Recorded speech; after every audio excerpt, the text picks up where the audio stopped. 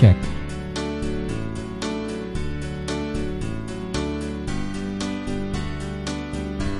Check.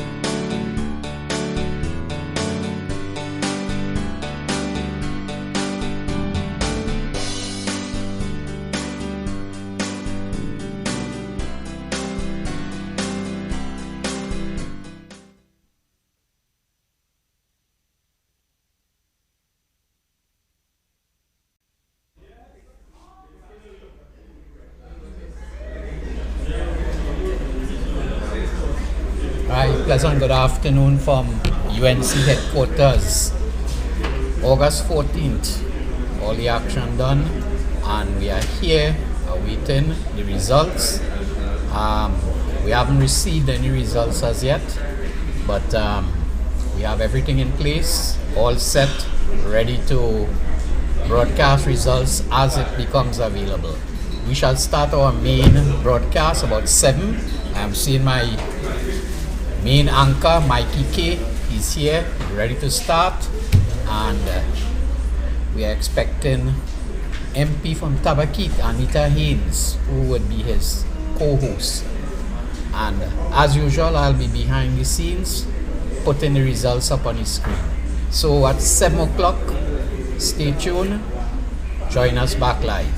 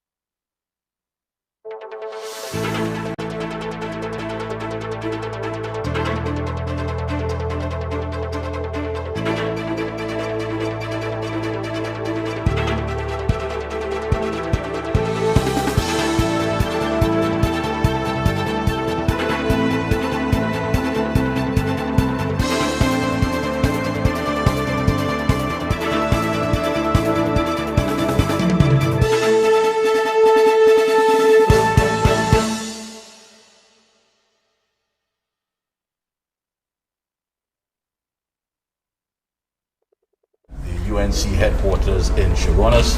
Yours truly, Mikey K, and I'm joined with attorney at law, Gail Taklak Singh. It's a pleasure having you on board, sir.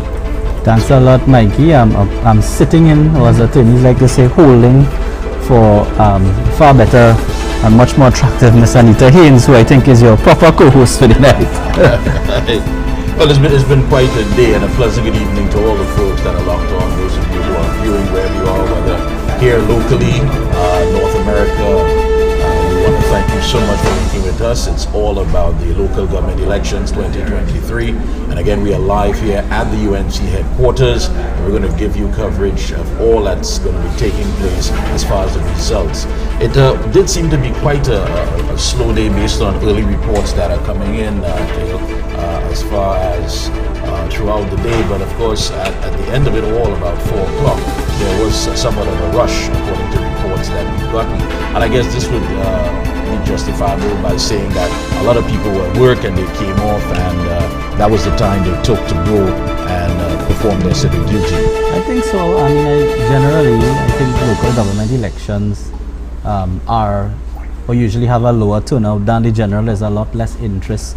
But I do think that this campaign was a very interesting campaign. You had a very strong campaign, I think, from the United National Congress. Secure TNT campaign, essentially, a lot of national security issues, and very interesting issues, property tax, etc. So I think that the campaign generally was a strong campaign that ought to have got people out to vote. And you usually have that because, I mean, we work for elections. You usually see a surge in the morning, little lull during the day, and then a pick up after work 4 to 6. Depends on when people get their 2 hours or decide to take their 2 hours. Exactly. Yeah. But you spoke about the fact as far as local government elections turn out, usually it's about 35% when it comes to local government elections. And you're correct, it was definitely a very hard fought campaign, brutal at some times. Long campaign. Very long indeed. You had players coming in, of course, such as Jack Warner. We have the NTA, of course, that are now cutting their political teeth with this local government election, and other players as well. Throughout the day, we heard about some irregularities as far as things that didn't seem to be in place. But all in all, reports like from Central and in not Sandy Grande, but in Central, reports said that things did run smoothly. We also had reports in Sandy Grande Northwest. Allegations as far as people were giving out monies, inducing people to go out there and to vote. So this is something I'm sure that will be investigated, has to be investigated. And as always with every election, when the dust settles, there are some things that need to be focused on as to what took place, what went wrong, and what needs to be dealt with.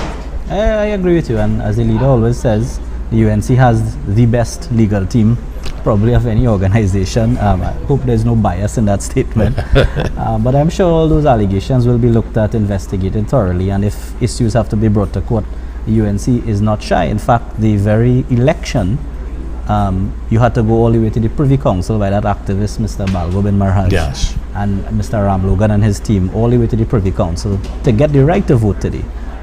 Or to ensure the polling day was in fact today, as opposed to sometime way down in the future. Yeah. So with that, if those allegations turn out to be true, I'm sure they'll be prosecuted to the full extent of the law. Yeah, and I think you touched on a very strong point there as far as the fact that this had to go to court in order to for the government to act on having this election. So then it makes you wonder exactly, when you heard about the local government reform being the core component that they were campaigning around, when in fact this was supposed to be in March of next year. If you were to look at the timing, December, and then of course for March, I guess after Carnival, how seriously could one take the fact that if it wasn't a priority, then how could this component as far as local government reform be taken seriously by the electorate? And how many people may have thought that this was something that is going to bring about some sort of change in their community, how things are governed, how things are processed, as far as their recreational grounds, their cemeteries, infrastructure, garbage collection. How much of that is going to change when in fact that in Parliament the bill was passed? Definitely, so I don't know. So we do have a preliminary result coming in, and this is an Enterprise North Esmeralda. And we have Justin Lee Stewart, the candidate for UNC, and Lisa Holder for PNM. And early results show 84 for Justin Lee Stewart and 36 for Lisa Holder. And this, of course, is being contested with the Chaguanas Borough Corporation. Yes. And again, there are 14 corporations that are up for grabs. And of course, that's your first preliminary results that's coming in. Yeah. So quite interesting. Early results, UNC off the mark, I would say. Of course, quietly confident, I'm sure, all of the UNC candidates. And you were touching on a good point there, where you spoke about the local reform. I couldn't quite wrap my head around the PNM campaign when it sort of articulated to the public that their election or their inquiry to the population, or their beseech to the population, is that you have to vote for local government reform, when in fact the law is passed. The rule of law means that the law that has been passed in our parliament and proclaimed ought to be followed by the government and the executive. Exactly. So is it that you're saying that if you lose election, you're not going to follow the law? Well, but I think that is the main question. I mean, you've heard, of course, from the UNC, UNC saying that, listen, this basically, is this about property tax, or is this really about the reform that has been being mentioned for years upon years? I think Jack Warner is the one that gave us that historical perspective, that this has been mentioned even back in the 70s as part of a PNM manifesto. And now today, we're hearing about it and somewhat taking the political spotlight in this local government election. How real is that? How much of that can be taken seriously? Again, when in fact this was never a priority to be called at this time. Absolutely not. I mean, I remember in the 2009, 2008, PNM put off elections, local government elections, for a number of years when they were in government, because they were saying they were looking at reform. And here you have now 10, 15 years later, the PNM coming to say, well, vote for them on reform. That is already on the books. And it can't be a case where, to use a local analogy, because you lose, you take up your cricket bat and your stumps and you go home and you don't want to play anymore. It's the law, you have to follow it. You have to come with something else to the population, because you've already enacted that policy. That's right.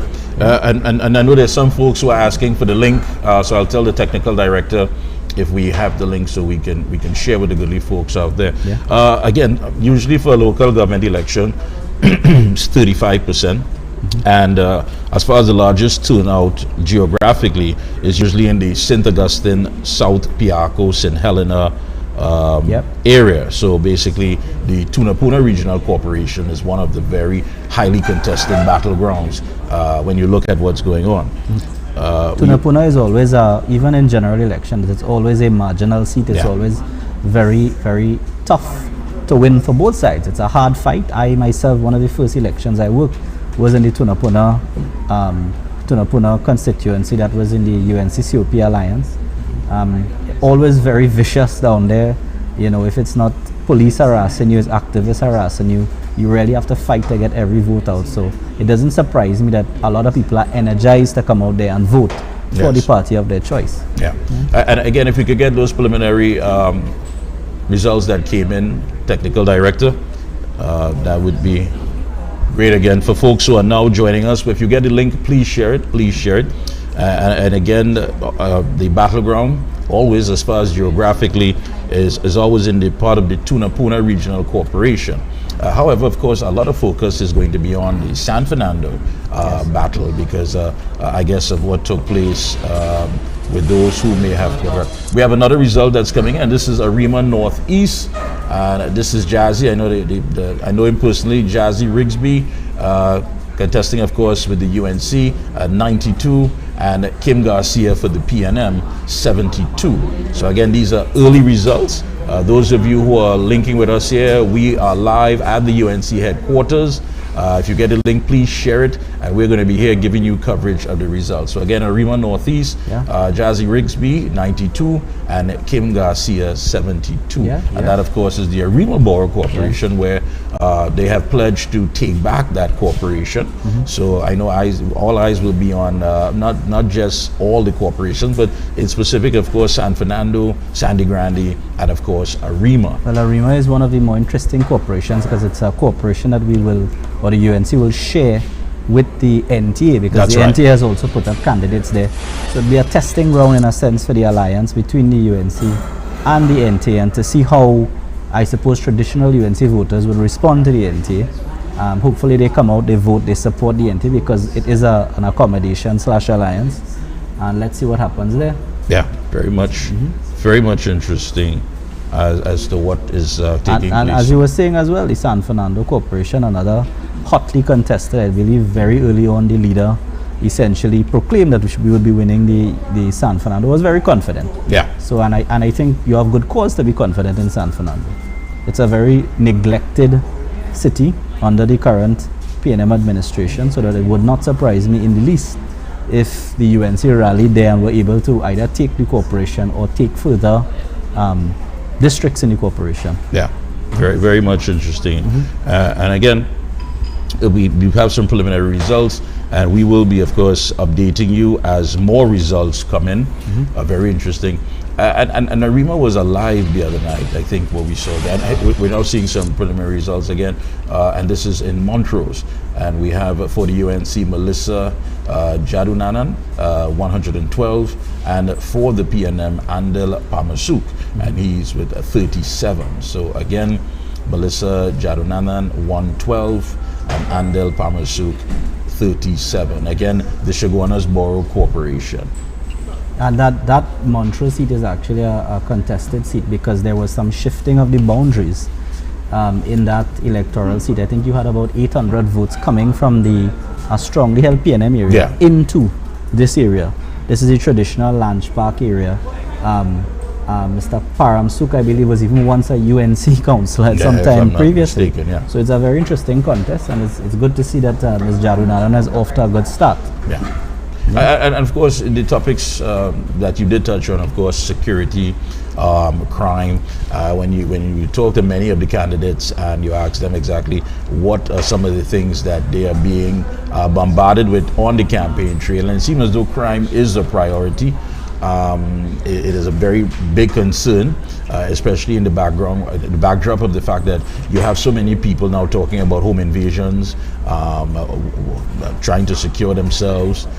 So I think what we're going to see here tonight should be a strong message as to those who are saying that enough is not being done to secure the citizens of this country. Yeah, ultimately, I mean, yes, in different elections you have different issues. There are different issues, to use an American term, issues on the ballot. There are issues that are on the ballot. But generally, any election is a mandate or a message that people try to send to those who lead them. And I think the population is going to send, or should be sending, a signal to this government that they feel insecure, that more has to be done in relation to crime, and that they feel that the citizens of this country are that we, one of the core tenets, or one of the things put to the forefront by the UNC is legal and licensed gun ownership, which is something that is being frustrated now by the government and by the police. And then the leader has said that she would look at laws to make the owning of legal, lawful, licensed firearms. And I think I want you to stress on that, because I think what people are missing is the fact that I think what the political leader of the UNC is saying is that we as citizens must have at least a fighting chance. Correct. We must have a fighting chance. I mean, we can't wait until after, God forbid, something terrible takes place and your family is violated and people just come in and terrorize you. No, I think that you need to have a fighting chance when it comes to dealing with these criminals and seeing how best you can defend and secure yourself and your community.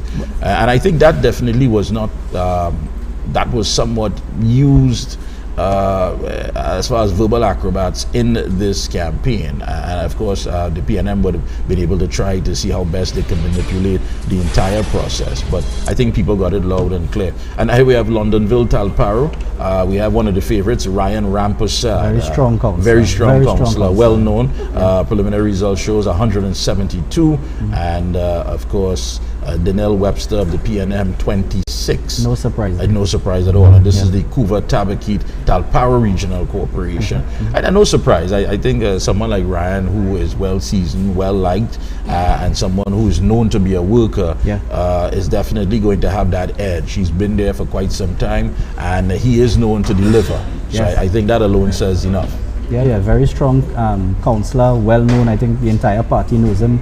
Always working, always communicating with people. I actually went to school at Ryan, Queen's Royal College, so I know him to be a very intellectually sound young man, and I think that he would offer the type of representation that people deserve. Yeah, definitely. And as you said, definitely no surprise. There will be some results coming in, and some of the well-known players will of course have that edge because they have worked in the community, they have delivered, they have served, and so without saying that it's in the bag, I think we can be a bit optimistic, at least to say, without having it being politically jinxed, that they are going to bring it home. I think so, definitely. And again, what we're seeing here, and I think Jack Warner said it, that this basically opens up the door for what needs to be done for the general election, whenever that of course is called. I mean, we have like, I think 2 years or 2.5, but some people of course have been saying, and we just heard from Farley recently in Tobago saying, listen, call it, and call it now. Well, I think so. I think if a strong enough message is sent to the government that we have lost confidence in you, in the way and your ability to manage local government, well, what are we saying about your ability to manage central government? It must mean that we've lost confidence in you, so come back and seek a fresh mandate. That's right. Instead of holding on to power, come back, seek a fresh mandate, because we have put national issues on this local government election platform. Security, adjustments to the self-defense law, legal firearm ownership, those things are policy issues that have been put forward to the population to send a message to central government, to the PNM administrator, that we're not satisfied. And I think it needs to ring out loud, and hopefully tonight, whatever that message is, it will be sent loud and clear that the winds of change is blowing, and the people are saying that enough is enough.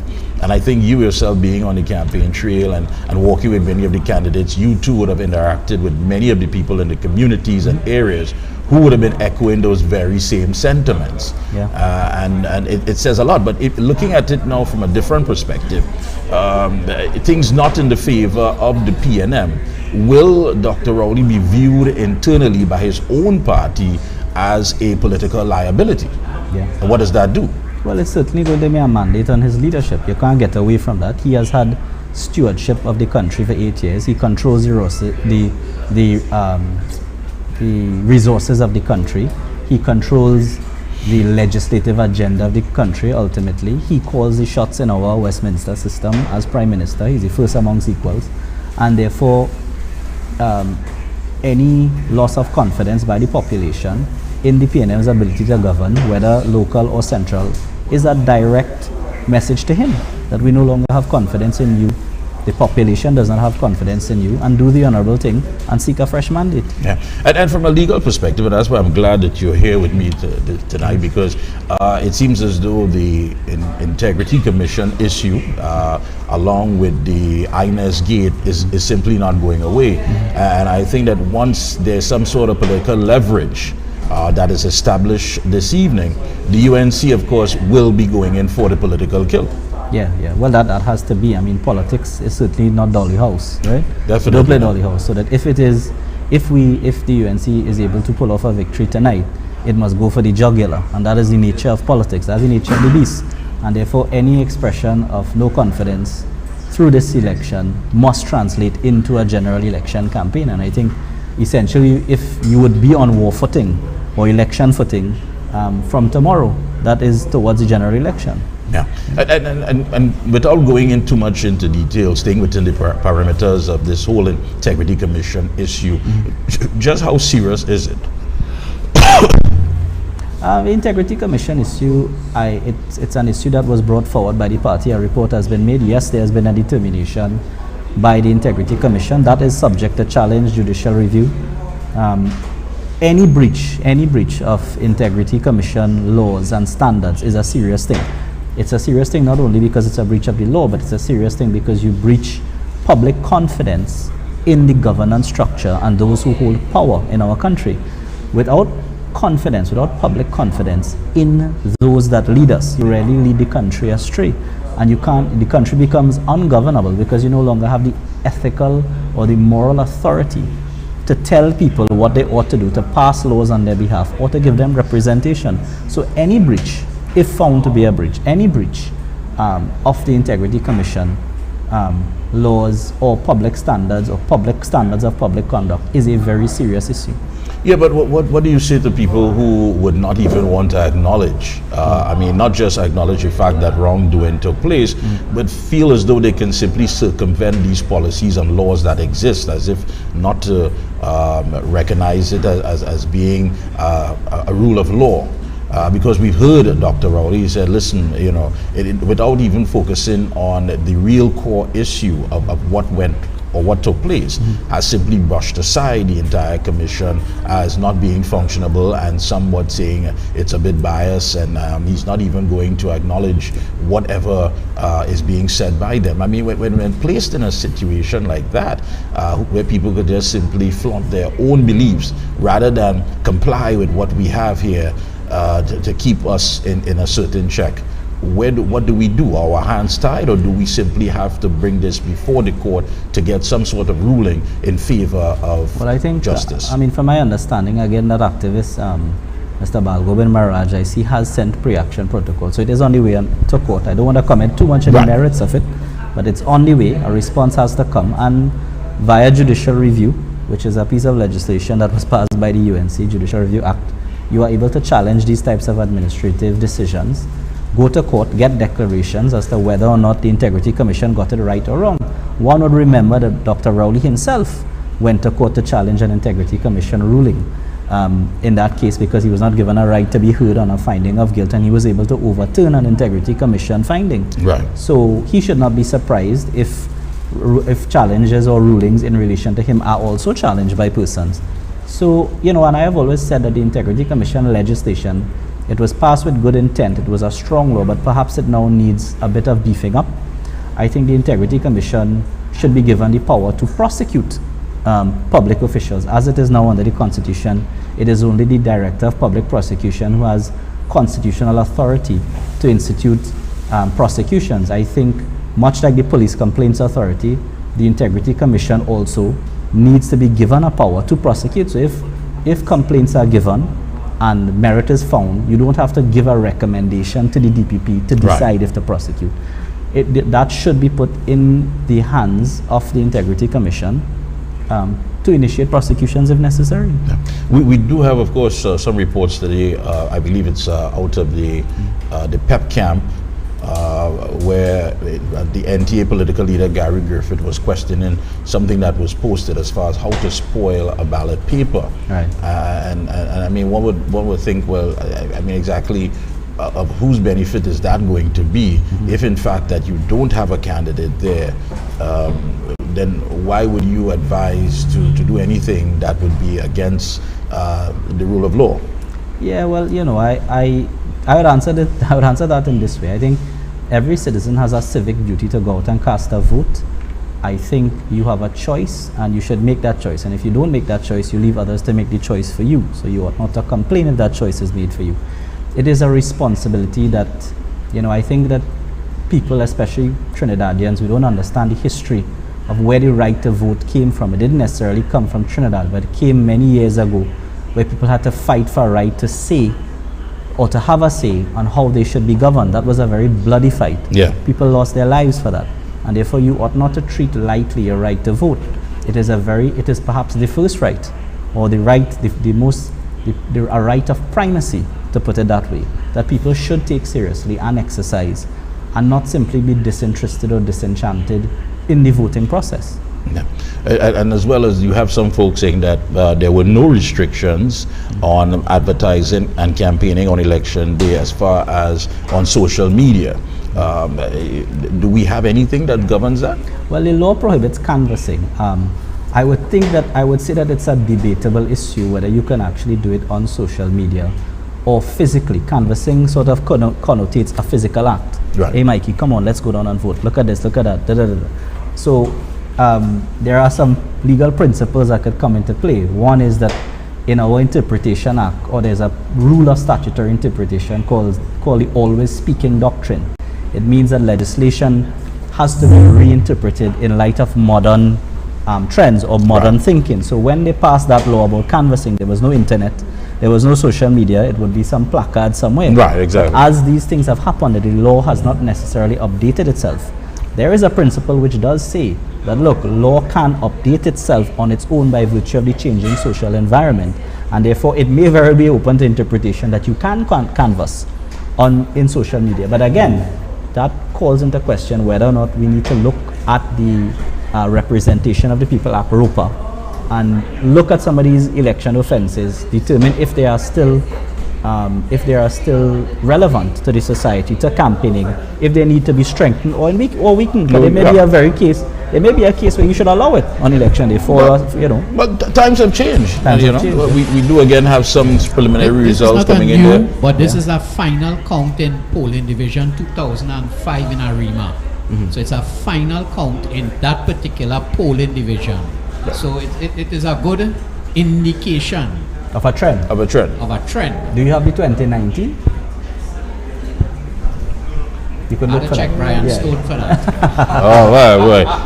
And I'm glad you called that name, because that name it definitely missed when it comes to laying out the stats and laying out all the logistics. Yes, I am sure some of the viewers will be missing. Big shoes to fill. Yeah, big shoes. Yeah, definitely. I agree with you 100%. Yeah, big shoes to fill. A man who definitely would have been running all the groundwork and laying out all the stats. So folks, Arima Northeast, Jazzy Rigsby 98, Kim Garcia 72, and again the battle there is the Arima Borough Corporation. Yeah, again I think it's a very good corporation to judge things by, because the Sandy Grande currently controlled by the UNC coming down the road is Arima. So it's whether we are making inroads, they want to make further inroads into the East-West corridor. Yeah? Definitely. So we do have that preliminary there. So you let us know, Archie, as soon as we do have more that is available, and folks will have an idea of what's happening. So again, we are live here at the UNC headquarters in Chaguanas, and it's all about the local government election results right here on Atlantic TV. So we want to thank all the good folks who are locked on, and those of you who have the link, please share it. We're going to be here with you probably until about 10:30, 11 p.m. Until the last results are in. We are going to be right here on live. So don't we take a short break and be back there, Archie? Okay, folks, we'll be right back. Again, when you have the link, please share, and we'll show some action. Lovely. I don't know what this means, but this is what I've seen in Palo Seco area. I don't know what this means. I don't know what this means, but this is what I'm seeing in Palo Seco at this time.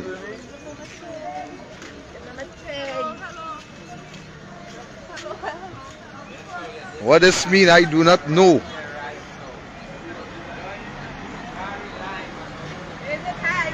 Yeah.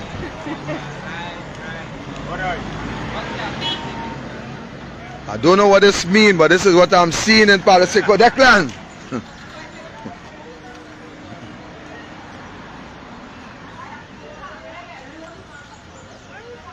This is what I'm seeing in Palo Seco. I don't know what this means.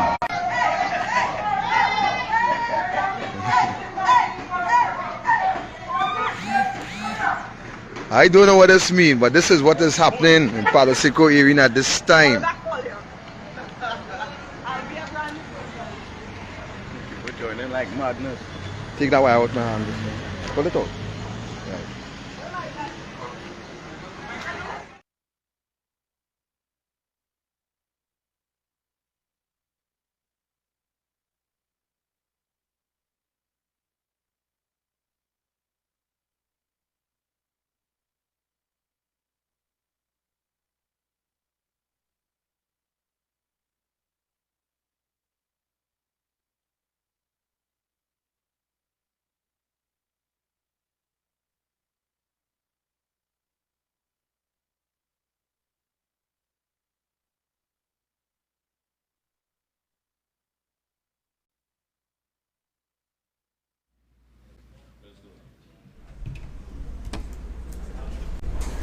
So as folks, we are back, and again we are live right here on of course Atlantic Communications Television, live from Chaguanas at the UNC headquarters, and it's all about the local government results 2023.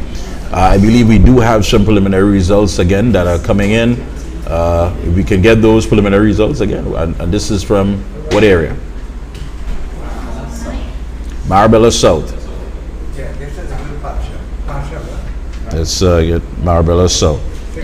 And again, usually the percentage of voters in a local government election is about 35%, where the highest turnout is usually in the Tunapuna Piarco Regional Corporation area. So that's where most of the action takes place. But again, all corporations are up for grab, and there's some heavy focus concentrating on Arima, San Fernando, and of course Sandy Grande.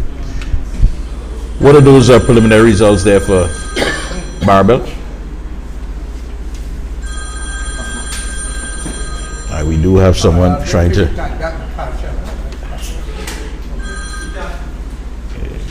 getting our call in, and if there are folks who may want to call in, Archie, what do we have? El Seguro.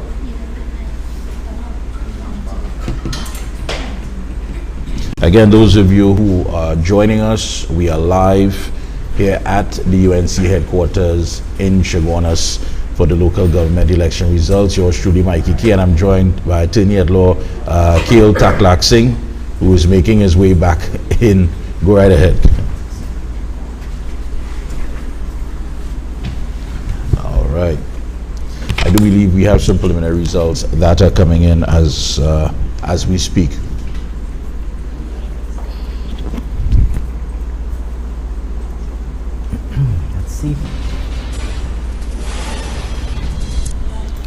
We have El Seguro Aranguez North.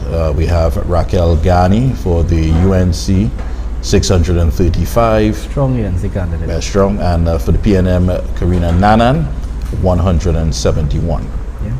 Well, I couldn't put it in there, but our good friend Safraz. Yes, I was just about PDP, to mention. PDP, is yes. polling 67. Right. Polling 67. All right. So, and very interesting, because I believe, well, he didn't get the nod for the UNC, Mr. Safraz Ali. So I believe he went across to the PDP, as our technical director just mentioned. And Raquel Ghani seems to be holding strong, very strong candidate, well known as well, especially in the Muslim community. She's said defined as one that delivers and is always on the ground to help and assist and to serve in whichever way possible. So she's a very popular candidate. Very strong candidate, I know her well. El Socorro Aranguez is also a very strong UNC area. Yes, yes. One always looks to see in general elections, when you're looking at the St. Joseph seat, what are your numbers in El Socorro, because that's where you get strong polling. So no surprise there, and it looks like she's on her way to victory. Yeah, and when you talk about the individuals who may not have been chosen, and but not the fact of those that may have simply crossed the floor, but those who were a bit upset about it and would have gone in another direction, you know. I believe that after the dust has settled, there has to be somehow or some way to allow these individuals to be accommodated once again, come back in. But again, if it is that you're being led and guided by your ego, well, that's something different. Yeah. But I think the reality is that no one individual is bigger than any political party, and no one individual is bigger than what he or she needs to serve. Yeah. And this has always been about the people, for the people, and whatever assistance you can give to the people. We do have, again, some other preliminary results. Canupia, another strong candidate, Richard Sogdeo, coming in with 340. Yeah. And we season have campaigner. Season campaigner, and Mahindra Rampasad with 165. And that battle, of course, is for the Chaguanas Borough Corporation. Yeah. Seasoned campaigner. Very seasoned campaigner, yeah. Strong candidate, well known in the area, loved by the people. Again, no surprise there. It looks like he's also on his way to victory. Another chalk on the UNC chalkboard. Yeah. And Mahindra Rampasad, don't really know much about the individual. I've seen been battling as far as for this local government election, but as you said it right, and I want to echo those sentiments. You're going up against a powerhouse like Sogdeo. You had better be, you better come strong or be prepared for heartache. That's right. That's right. And again, when many of these individuals who believe that they are bigger than what needs to be done, it makes you wonder, Keel, I mean, what sort of assessment do they make? Is it the sense that, I'm liked, people know me, I'm somewhat of a popular person, and I think that's more than enough that I can go out there and wrestle this thing away from a party that I have been a part of? I mean, what goes through the minds if you had a look? And let's just touch on Montrose here. Melissa Jadananan again.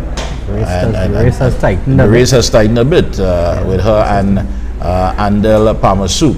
So apparently they're both neck and neck at 536. And again, it's not to be too worried, but my knowledge of that area, there are some strong PNM PDs. Yeah. When you get into the enterprise area, so to speak, I believe, and as I said, you had an addition of about 800 votes coming in from a strong PNM area into the Lange Park area, and therefore wouldn't surprise me perhaps a strong box has come in so for Mr. Paramsuk, but let's follow it. Ms. Jadunanan, a colleague of mine in the legal profession, very bright lawyer, so I expect her to do well. Yeah. But you're right, people often, I mean, it's not the first time that people will start with one organization, go to another organization. I think the country was regaled with that, even when you had crossing of the floor from the PNM to the UNC Vincent Lask and Rupert Griffith, I believe it was. Right. Once again, we're having some results coming in from Enterprise North Esmeralda, and that's Justin Lee Stewart for the UNC 858. Yes. And we're seeing Lisa Holder for the PNM 668. And again, the battle is for the Chaguanas Borough Corporation. Yes, so less than 200 votes separate. Yeah. That is a very tight corporation. If I'm not mistaken, this is the Chaguanas seat that the UNC won by, I think, about 68 votes on the last occasion. If I'm not sure, this was formerly the seat held by Miss Whitney Hamlet, I believe. Yes. Previously, so this might be a very tough fight. This is one to keep our eyes on. Definitely. Well, if it is that seat, she had won that seat by only one vote. By one vote. By one vote, yes, One sir. vote. Yeah. There was another vote, another seat that was very tight in that area. That was about 68 votes. So we could check that. If you have the 2019 on the EBC website, one of the good things that the EBC has done, or one of the few correct things they've done, so to speak, they've actually done an interactive map, and I was looking at it today. Yeah, and you're right. That's a very tight race, and there are some PDs in that area. Yeah, that's strong would, BNM. Yeah, that would give a spike. Shoguana's East constituency, Vandana won it convincingly in the general election, but that doesn't mean that in certain PDs, Ms. Mohit won it strong, but in certain PDs there are strong PNM areas there that are loyal to the PNM, and therefore as those boxes come in, you will see variations. But in elections, you have to hold your nerve. There you have to. You have to hold your nerve. So going back to what we were saying, I mean, what is the criteria that one looks at when making such a move that would lead to political suicide?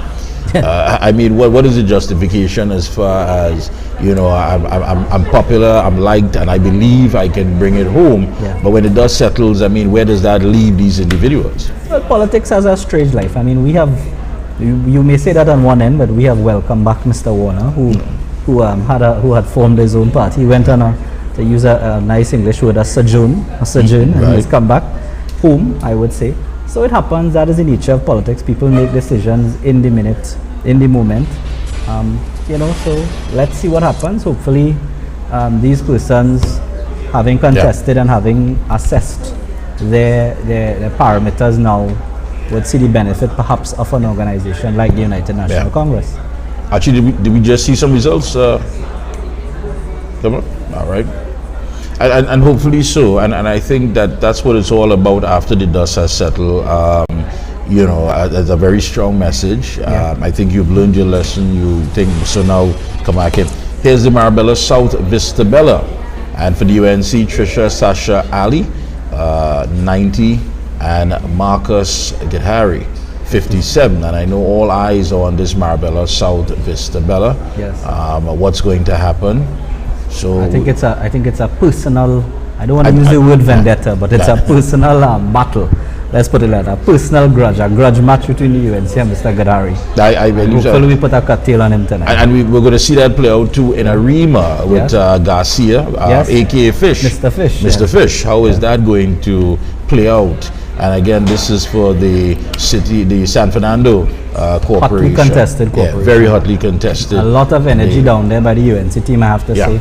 Very strong campaign, very strong personalities down there. Yeah, and I think people, when looking at some of the strategies that was laid out by the UNC in the campaign, some people asked about why is it that the final meeting was in South, because I think South needs to get that assurance that the UNC means business, and we definitely want to make sure that we cover all grounds in San Fernando.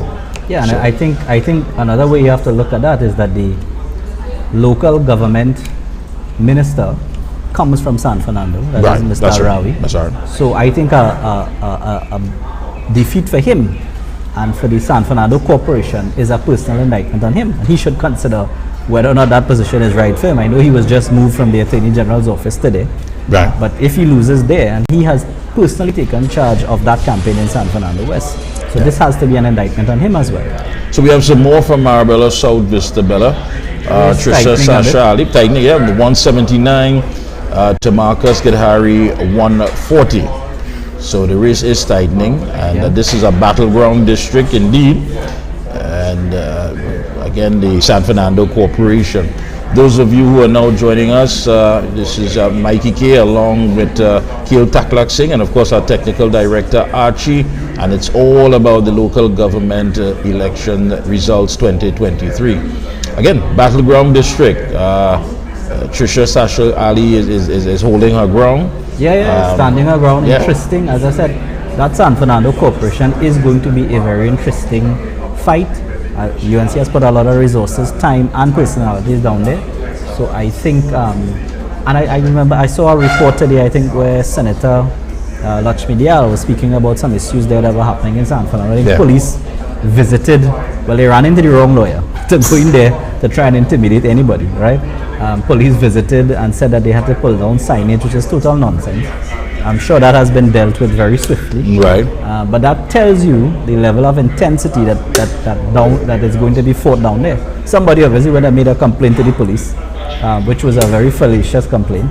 But it shows you that you always have these little chess strategies on election day. Yeah. I know one district where you actually had the PNM camp getting multiple mock stations to set up just so they could take the best positions to disrupt the UNC mock station. So you have those little chess games. So we have some stuff coming here. Last Efforts West, La Romaine. And Rishi Balram Singh for the UNC 164. Saeed Mohammed for the PNM 39. Again, San Fernando Corporation. Very serious battle. Again, Mr. Balram Singh, I've seen him, very strong social media campaign, very strong candidate, walking the ground. He had a lot of little events started, I believe, with a cricket tournament, and then he had another lime and a cup. So he has been working the community, getting people out, engaging them, and it doesn't surprise me that he's off that early lead. Yeah, definitely. And I know earlier on we looked at the Enterprise North Esmeralda, and in 2019 it was won by 54 votes. 54. Yeah, by Barry Budram. Yeah. Could you pull up back that Enterprise North? Enterprise North Esmeralda. Yeah, in 2019 it was Barry Budram.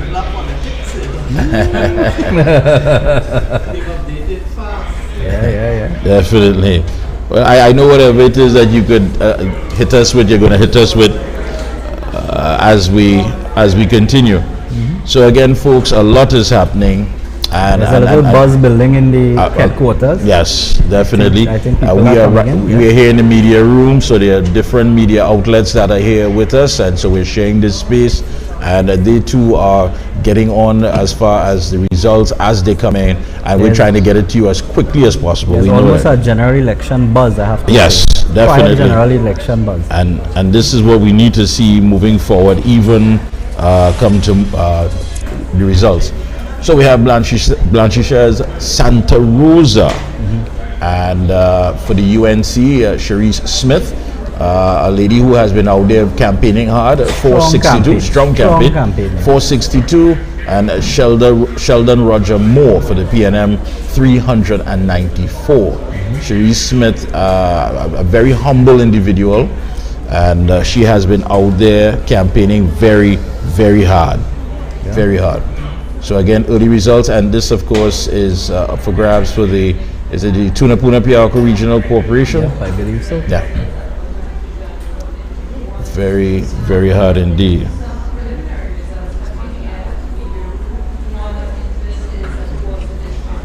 And in the Marabella that we just saw, of course, in 2019, the PNM results for that was 777. And the UNC 905. This Blanchisseur's? No, that was the Marabella area with Marcus and of course the PNM 777 to UNC's 905. So it is definitely a battleground, and you're right, it is personal at this time. It's not just business, it's personal. So we wait to see exactly how it turns out, and that was won by 128 votes in 2019. It was a tight fight. Very, very tight fight. So we expect it, of course, to be tight as well. And it is definitely so. Let me say a pleasant good evening to Keegan and to all the good folks that are locked on right here. Of course, if you have the link, share it. I know people want to get the results in, and we're going to be here with you for quite some time, hopefully up until 11 p.m., bringing you the local government election results. As it comes in, we will be sharing it with you wherever you are. Are there any results from the NTA candidates? Nothing? Yeah, you have to make a link. That's important. Of course, the alliance and the accommodation, it's important to see how the NTA does as well. I think all eyes would be on that. As you were saying, political cutting their teeth, so to speak, in the election. Yes, cutting their teeth. Newly formed party. And that definitely is something that has to happen. You have to get a political baptism. You don't want to stay in that embryonic stage. No. You have to come out, you have to venture out, and you have to see how best whatever your policies may be that you're trying to offer is no good unless you actually get in there and try to be a part of that system of change. Well, credit to them. I mean, they're the new kid on the block, so to speak. They have come out with a bang. They're led by a very strong personality. Love him or hate him, Gary Griffith is well known, and he has advocated and articulated his issues to the population. I know that there are many quarters who wish to see him back as the Commissioner of Police, at least in terms of holding public office. He has some strong candidates with him, and there are some strong persons who have also identified with the NTA. I want to agree with you and support you on that. Of course, I think his group of candidates are some very, very well placed people in society. I believe a former national football player. You've had people who have law, and I must say hats off to them as far as their screening process. They have gotten some of the good people out there to participate and be a part of it. And I think that whole component would be, of course, the COP people moving to the NTA and some of the areas that they have chosen to contest, areas where you still have that residual of the COP. As far as West Trinidad and different parts, of course. Mr. Griffith has made the case on the platforms that he is after the so-called third vote, third constituency, third force, old ONR, NAR, coming all the way up to COP in whatever devolution. Those persons who don't necessarily stick to either the UNC or the traditional parties, the UNC PNM. Those persons who we call, the floating voter or the more concerned voter. That's right. The more discerning voter. So he has actually made a direct appeal to them. I think he has done a good job on the campaign explaining his issues. You often, I have to say that his PR team is very strong. His releases are always on point. I looked at some of his releases. May not have agreed with all, definitely have not disagreed with all, but whatever the case that was being made, it was well articulated, well written, well strong. So he definitely has a good PR team with him, and that constituency tends to look at those types of things. What are you saying? What are you putting down in writing? How are you presenting yourselves? And so I think they have made a good show of it, and let's see how they come out tonight. All the best to them. And as well as we're looking at in that same Digger Martin area, Marshall Walker. Hopefully we'll get some preliminary results on that. We are seeing something as far as the PNM 89, UNC 81 in Digger Martin. With Marshall Walker's area. That's very good. That is an extremely good sign. Again, no surprise. Miss Walker, I think everybody knows Marshall Walker in the country. I think everybody in the country knows Miss Walker. Very articulate, very loud, speaks her mind. One thing you would say about Marshall Walker, you know what she's thinking. And good luck to her. I think she will offer good representation if elected. Definitely. And you're right, very outspoken, and someone who has never backed down from a fight. So we definitely want to see how things, as far as the results go on that side. But it is quite interesting what is happening. There's a lot of anxiety. There are a lot of people who are commenting, I'm sure, certainly on the live, wanting to know from different areas. And again, folks, as it comes in, we will be sharing it with you. Trust me, we're not going to keep it ourselves. We want you to know, because we know that you are somewhere biting nails and having your fingers crossed, and you want to get those results, and we want to get it out to you, of course. And we're going to try to share with you the historical factors as far as the difference of 2019 and the results that are coming out here in 2023. So we are going to... And again, it's important that you compare the 2019, because 2019 was the year just prior to general election. I think the UNC was on upswing. My own personal view, if it wasn't for COVID and the issues that surrounded COVID, UNC would have won the 2020 election. Certainly were in ascendancy in the 2019, coming out of the 2019 local government, and therefore, looking at those results would be very important. So we do have some more here. Marabella, South Vista Bella. Once again, Trisha Sasha Ali. So the race, 347. It's tight indeed. Marcus Gidhari, 342. It is a battleground district. And for those of you who are now joining us, Once again, this in 2019 it was PNM 777, UNC 905, and it was won by 128 votes. So you're right, this is more than just a political battle, it is personal. Yes. It is personal. So again, Trisha Sasha Ali 347, Marcus Gidhari 342, and she's holding her own. She's have to say that, very yes. popular, very likable young lady. Had a chance to meet her, and it was quite clear that she wants to make a difference. And when asked whether or not she was intimidated of the fact that she was representing Aftermath, she said, listen, I just want to bring it home, and I'm going the distance. So we're back at the Les Efforts West, La Romaine, Rishi Bal Ram Singh 434 to Saeed Mohammed for the PNM 191. Again, the San Fernando Corporation is the battle area that we're looking at here. So Rishi Balram Singh is definitely holding. Yeah, he's starting to pull away, and, which is good. Which is good as we keep our eyes on this and see how it develops. So folks, this is quite interesting here. Yep, certainly a battle emerging in the San Fernando district, the San Fernando Corporation. I'd like to see some of the other. I would like to see how Mr. Ali Bokas is doing. I think that is the one. Yeah, that is the one I'm interested in. Yes, the man popularly known as Macamillion. Macamillion. I think if he makes some inroads into the San Fernando Corporation, that would certainly set the trend for the entire local government arrangement. Yeah, that would definitely focus on Ali Bokas, as they are saying. That would definitely be something, and he. Of course, his sister, who is a former Miss TNT, has returned to the home soil to give him that support. A very prominent family in South Trinidad, seem to be not just liked but loved by so many people. So is that going to give him the edge that is required to clinch that area? We wait and see as far as the results unfold.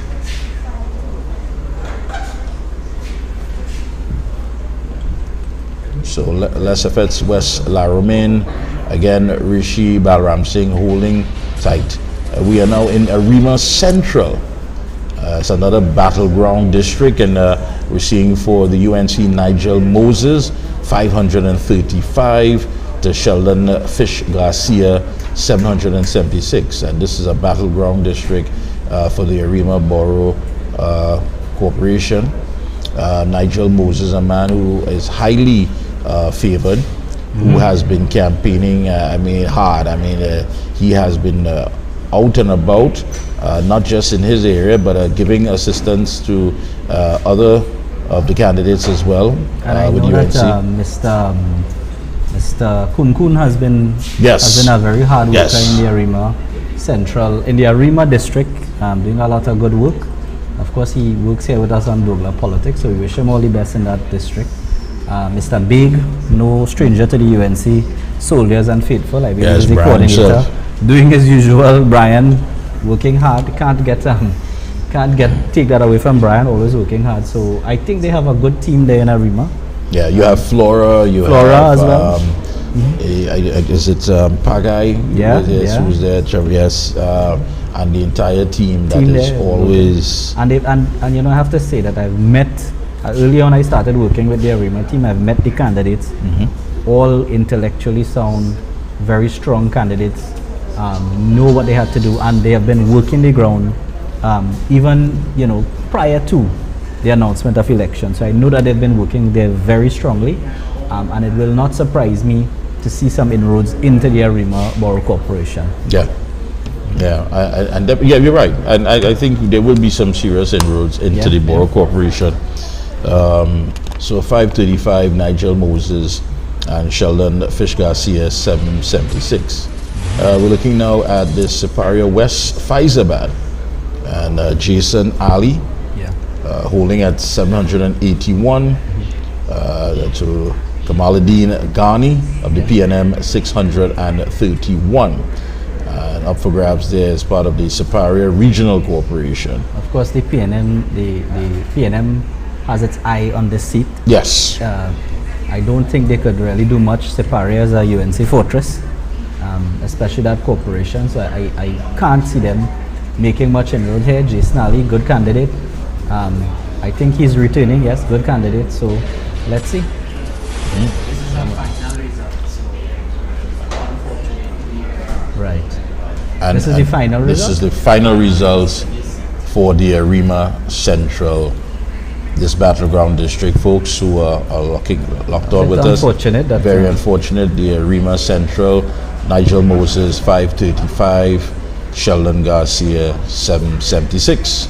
And again, this fight is the Arima Borough Corporation. So that's a surprising result to me. yeah, I mean, I know that Fish, Mr. Garcia, former UNC, he'd have obviously gotten most of his kudos and credit, used the UNC platform to build his own name there, and now he has gone across. Seems to have taken some people across with him, building on UNC strength and credit. But we have to deal with that. We roll with the punches. yeah, I think political organizations have to learn to deal with these things. We roll with the punches and we come again stronger. Congratulations to Mr. Moses, because he's kept the fight very close. definitely, Kept the fight definitely. very close. You have to say that. Yeah. But it seems that he has, Mr.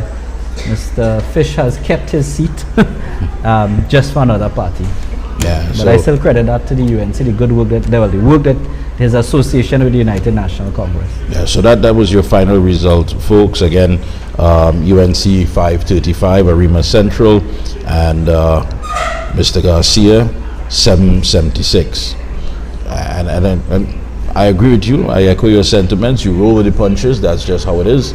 It is a political battle, but again, I believe that Mr. Moses definitely held his own. He held his ground. Very strong candidate. Very strong worked candidate. very hard. Yeah. Nothing can be taken away from him, and I think he definitely has a future in the politics. Definitely. Definitely has a part to play with the United National Congress. So I wouldn't be disheartened, and I know that the UNC, the Arima team, who has been really, really working hard, maybe a bit disappointed, but let's look at the other seats, because I know that they have been targeting all of the seats there, all of the districts. So let's see, and of course we have our NTA partners across there. Yes. Yes. Who, if they are able to persuade that third force, I still remain optimistic in Arima. Yeah. Yeah, I Yeah, still so remain optimistic. That was your final results there for the Arima Central area. And technical director, I know we have a lot that's coming in, and it's coming in fast.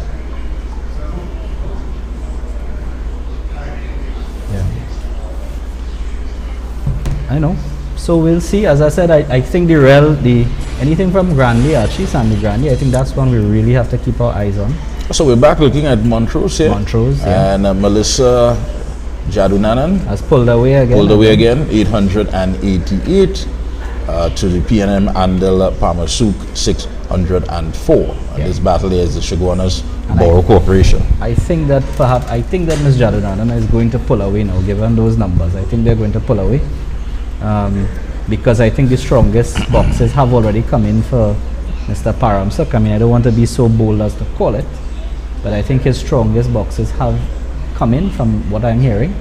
So what should be coming now is really the stronger UNC areas, and I think Ms. Jadunanan should take it home. That would be some good news, because this is another seat that I think the PNM is targeting. They've tried to target anybody driving through the Lange Park area will see numerous billboards by Mr. Paramsuk. Yes, He's entitled yes. to do.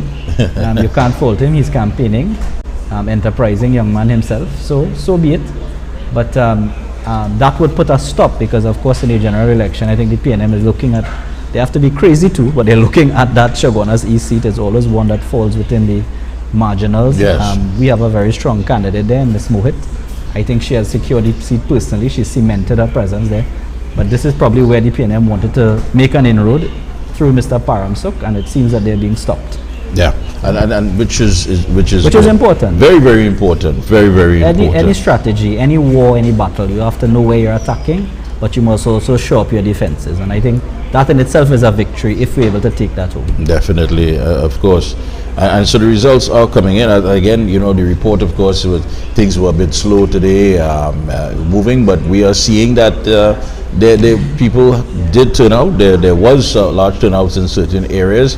Again, usually it's about 35% of the electorate that comes out for the local government elections, and we will of course have that percentage of the amount of voters, if not late tonight, at least by tomorrow morning. We will of course try to get it out to you as to what the percentage was. So a lot is taking place as far as these areas, and holding strong are the UNC candidates. So I know, again, San Fernando, very, very... Anything from Grande, Archie? Anything from Sandy Grande? That is the one, I think that is the one that the country is looking at. Oh yes, oh yes. The country is looking at that one. Especially these allegations of what took place this evening. It's true. As far as distribution of funds, inducing people, trying to get them to do their political will. So and some of the names that were called. So I think even after that, the investigation will have to start in some of these allegations of this behavior that would definitely cannot be accepted. It tells you a lot too, that it had to boil down to something like this, when in fact it should have been dealt with on the issues as far as what was being done for these areas, rather than having to tell people, hold this, hold that, and go out there and do it. So it also showed a sign of desperation by the PNM by going out there and laying out these things. Well, I can't imagine how low you have to be in a democracy where people have the constitutional right to vote, if persons were to engage in that type of conduct to induce people to vote. But it's even worse, I think, if you were induced to vote for money, because ultimately you have ballot secrecy. Right. No, it's only you and, as Mr. Pandey says, only you and God in the voting booth. So you can take the jersey and still vote for the United National Congress. So we have Othahiti Rusilak, Javid Mohammed, UNC, 1,975. To the PNM, Curtis Karabe, 1,310. And this is up for the Siparia Regional Corporation. Javid Mohammed holding strong, getting out there, and let's see what happens. Well, it's also encouraging, again, while the UNC faithful may have been disappointed that we've lost that Arima district, that Arima seat.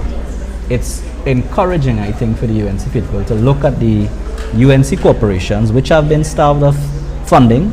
That is an allegation that is out there. We are not, the UNC is not in central government, and therefore the PNM can enrich their corporations while starving United National Congress.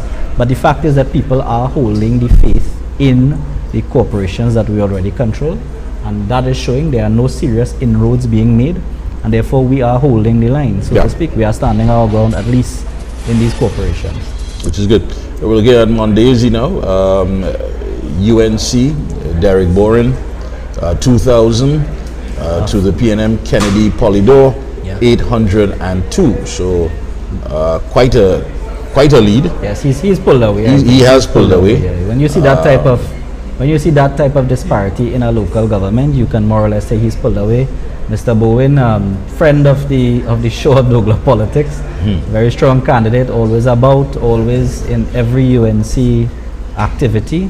So no surprise there. Yes, seasoned campaigner. He knows exactly how to get out there, how to get the message out there, and of course, how to rally the people and how to mobilize, which is very important. Very important in the election process. That's right. So he has that. He has shown that definitely he's an asset. So he's at 2,000 compared to Kennedy Polydor at 802. Sure. Yeah, so that is quite interesting. He has definitely pulled out their keel.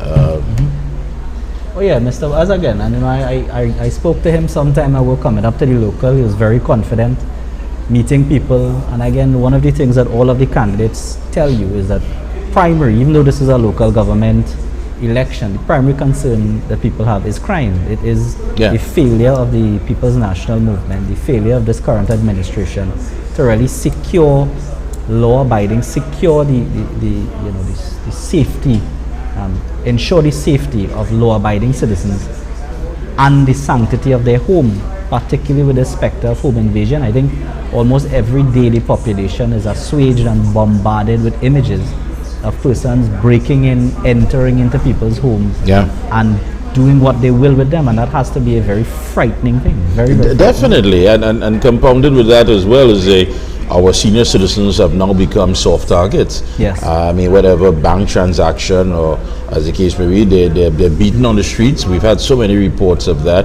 being taken advantage of. And one would think that in your twilight years, you would have that sense of security and protection in your community. Yeah. I mean, these are people who have put their shoulders to the wheel to bring about, the production here for our country. And now that they have whatever living on a fixed income, most of them, would have to endure this and be afraid. Some of them are so afraid that they don't even leave their homes. Yeah. And that in itself is a security threat. So, and here we have Glencoe Goodwood La Perta. So we have some Marsha Walker news coming in. She's at 400 compared to Amber Keynes of the PNM, 664. So this definitely is a battle. It's a battle. We need to see how it's going to play out, and that's for the Diego Martin Regional Corporation. Yeah, based on those figures, it's not over. And I know Ms. Walker, so I think we should do it as well. She will want to fight to the very, very last. Yes. Very, very last ballot. So I know she's going to continue to fight to the very last ballot. And I think we should hold faith in her. She's a strong person. Oh look, I think we're getting an update here. There we go. There we go. 501. We were able to get in. All right, and so let's see the other change. Amber Keynes, another change, 703. And for that, I would say still is a very small gap in that area in the heart of the Prime Minister's constituency. Yes, she is doing extremely well. So I think we should take heart in that. Yeah, that says a lot. That's the Glencoe Goodwood La Perta. Yeah.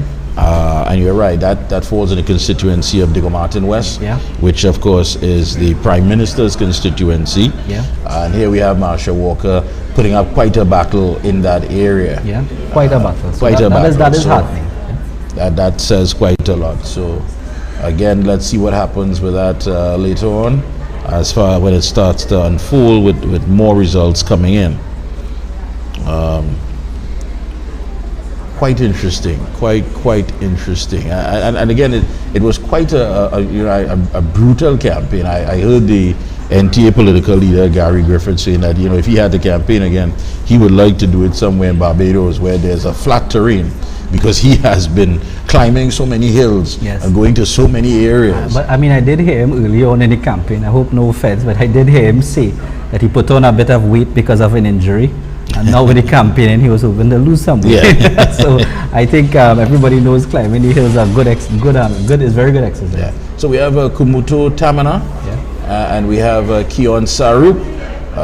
This is the Sandy Grande. Sandy Grande Regional Corporation. Our first preliminaries coming in for Sandy Grande Regional Corporation. That's a blowout. Is that a final result? 1989 to Dave Ramhart for the PNM 790. We're being told this is a final. This is a final. Yeah, so it has to be with those figures. With those figures, it has to be a final. So first blood to the UNC in the Battleground district. Keon Sarup has taken that victory flag. And first going to the Sandy Grande Regional Corporation. So again, as it unfolds, we're going to share it with you. And he crowd continues to trickle into the UNC headquarters. Yeah, Keon Sarup, had a chance to meet him. He definitely was all set and ready to bring it home. So and he did. I have to say, I like the Sandy Grande team because you always know them in any UNC meeting. You always know them. You always know these fellas, they always have on a particular type of jersey, they always have a particular type of dress, they're always coordinated, and they always move together. It's one thing that the Sandy Grande guys, they're a strong, close-knit team, and hopefully that brings them the victory that they deserve in the Sandy Grande Corporation. Yes, indeed. Yeah. Hopefully we're going to get something from the Quora Paradise Tacarigua area soon. Yeah, that's Praki, so we're going to get some sort of feedback as how things developing there. But it's what I'm seeing here is a video, and it's a very active office, campaign office taking place. you know, Yeah, she could in that area. stream that video if it's safe for stream. So a video. We do have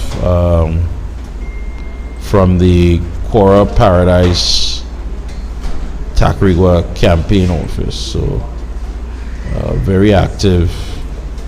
What's going on? Just read the video before. I don't know. It seems to be a shot of what is happening at the office. We have eyes. We could have our eyes on the road. Yeah. Yeah. Very, very active. We have some results coming in there.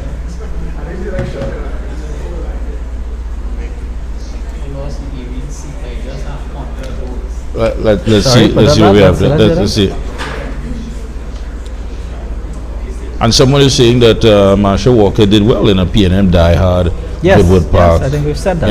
Yeah, She's definitely. done extreme. But you see, Extreme, and you know, holding. with elections, you look at those types of areas to see a trend, Yeah. right? And if it is she's doing well, augurs well for the stronger. So, you know, again, any battle, what you think to be your weaker links, you have to strengthen them up. And Ms. Walker has strengthened up Yeah. that area. And it's clear that that has sent a wave that is coming. Especially seeing that it's Dr. Rowley's backyard. She's in his backyard and she is causing problems. Yeah. I mean, which if is you good. if you could find 500 people to vote against Dr. Rowley in his constituency, you've done well. You've done well. You've done well. And I agree with you 100%. That tells us quite a lot. Some news about Ms. Roberts. Let's see, I think we're getting.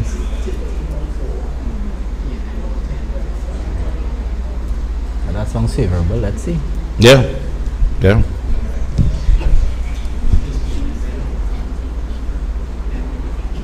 So early days still. I mean, we've had maybe 2 seats declared, 1 seat declared. But we've had Unfortunate. Arima Central that, of course, went in favor of the PNM, and Sandy Grande goes Sandy in Grande, favor. which went in of the favor UNC. of the UNC. We do have a final result here now, and this is Marabella East, one of the battleground districts. Good. So yes, we have Kern Ramdin at 1,304 to Dave Pasras for the PNM, Incumbent. 1,015. He's an incumbent. Yeah, Kern Yes. Ramdin is so Incumbent. So holding on. holding on. He's holding on, Holding strong. holding strong. Marabella East, and of course, this was labeled as one of the battleground districts. Yeah. So it's final, final as you say. There you go. So Final, so another battleground goes to the United National Congress. Some positive news. definitely. And I see some of the OWTU persons are here tonight. Would have lent some strength to that campaign, certainly. Of course, the closure of Petrotrin, very serious issues. The neglect of the former workers, all of those were put on the ballot. And the OWTU, or some of the candidates, some of the persons in the OWTU have come forward to send a message and to support the United National Congress. And I would say that message has been sent. So good work to them. All of Miss Anne. Yes, and we do have St. Augustine MP Kadisha Amin, who has entered, and some other folks, along with members of the media. So Yeah.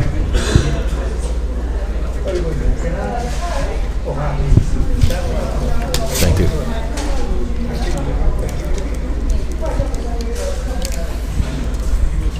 Oh, it's coming in. The results are coming.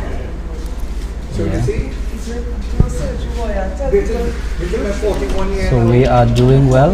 Well, we are live, We are live here. and I think all of the viewers would know Miss Amin's voice. Yes. Yeah, you Yeah. could come in. Archie, you want to take a short break so we could switch? Oh, well, we could stay there. I mean, I come. Yeah, let me take a break. There's only so much low people like that. So I'm just taking a break. All now we're running live?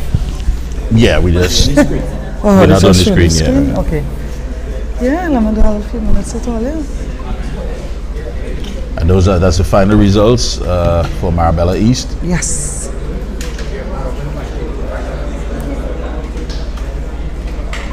So you'll see here when we go live. Ready, Archie?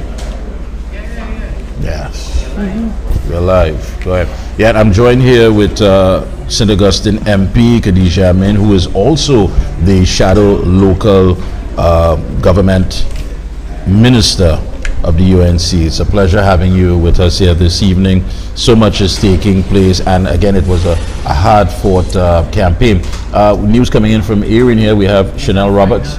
Final results: 950 to Arlene Ramdale for the PNM, 1,097. And of course, this battle here under the Chanel Roberts and Christie Regional votes tremendously Yes, yes, she has. So wow, she came so close, yeah. She has. This is a seat that was considered a PNM stronghold, and for Chanel Roberts to get so close, less than 100 away from the incumbent party, it is a tremendous inroads. I would say that as well. And even looking at Marsha Walker in the backyard of Dr. Rowley, having 500 votes so far as they continue, says quite a lot that she has been doing. And that too has been an increase. Yeah. So we do say hats off to her. And again, usually for a local government election, as I mentioned before, it's usually about 35% turnout for the electorate. Yes. I know you haven't been able to make that final assessment, but based on what you've experienced today, what say you as to how would you look at the turnout? I have voted in Karapo RC School for many years, since the first time I ever voted to present, and I found the energy there to be very much similar to a general election. When I went there was a buzz, and it was a little more than what I would usually see in a local government election. So I think a high turnout is an indication that people were fed up and they wanted to make their register their dissatisfaction.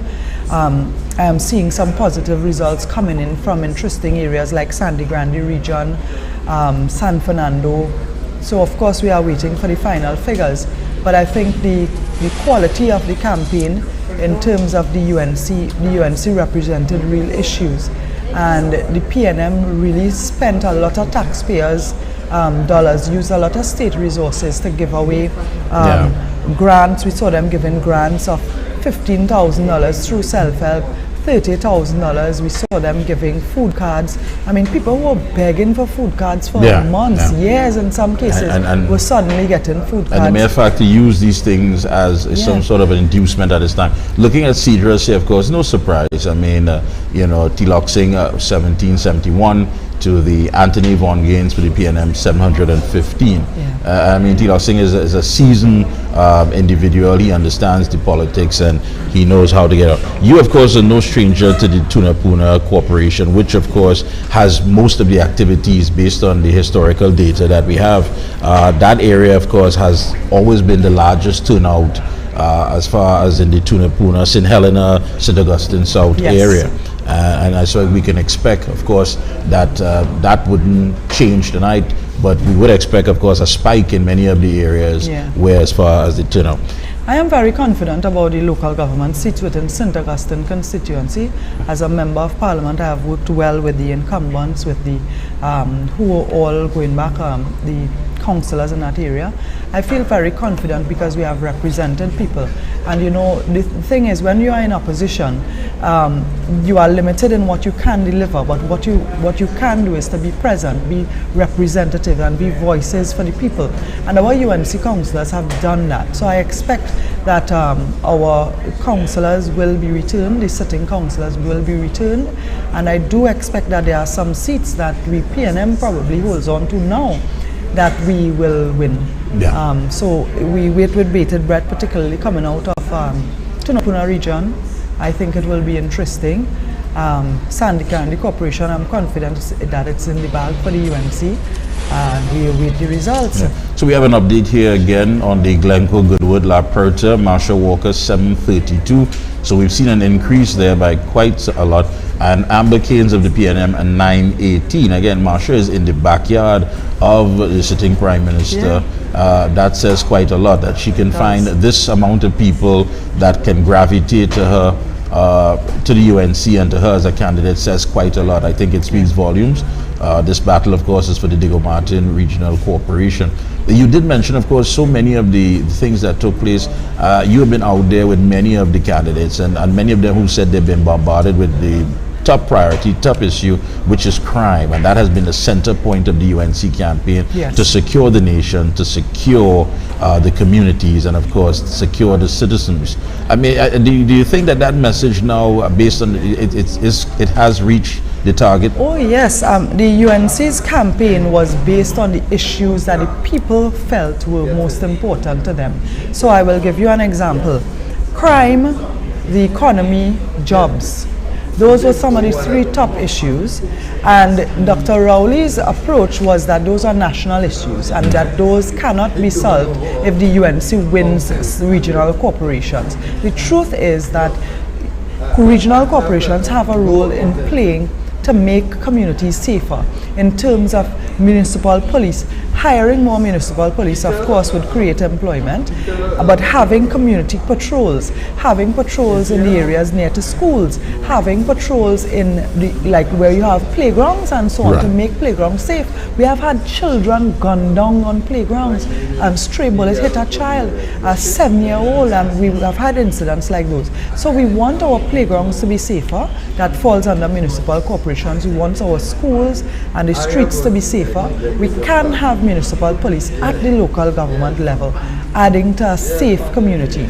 Regional corporations also play a role in providing opportunities for small and micro enterprises. Right. So let's take, for instance, if you have vending areas where you can have local foods being sold close to recreation grounds or centers for sporting and cultural activities, where you have, for instance, local tourism. So where there's a local tourist site maintained by a regional corporation, so let's use Devil's Woodyard, for instance. Right. You can have vending, you can have craft, you can have food being sold, and small and micro entrepreneurs benefit. You create employment opportunities, you create local economic development, but you must have the roads to access those places properly maintained, and all of these things fall under local government. So by empowering local government and by giving the UNC a chance in local government, we can make a difference in each regional corporation, and maybe it will show up the government, because they have failed at the national level to deal with security, to deal with joblessness, to deal with the economy. You know, and I think there are innovative ways that a UNC-led council will and can deal with some of these so-called national issues. We've got some stuff coming in from Tumpuna. That's Tumpuna Rima. Denell Peters, 442. To Jovan Roberts of the PNM 465, and this is early still, and the battle here is the Arima Borough Corporation. But you know, Khadija, one of the things that Mr. Jack Warner, who's part of this campaign, gave us that historical data on the fact that even in the 70s, the PNM was talking about local government reform. At this point in time, when the election was held, that was not basically a priority or carded for at this time, and it was only called because of the court ruling. Just how serious were they about this local government reform, and is it more about property tax as far as getting revenue to do some of the things that they're saying that they're going to do, or is it that the economy is shattered and they need to find ways and means of getting it in? You know, the local government reform is one of the oldest beaten songs by the PNM. I think people really at this time, it's just rhetoric at this time. The PNM is in government. Nothing prevents them from doing local government reform. They do not have to win the corporation to do local government reform. The truth is that the Local Government Act was passed in 2021. From then to now, what have they done to make local government reform a reality? They tried one thing. They proclaimed the section of the law that made the term of councillors from 3 years to 4 years. That's the only thing they proclaimed.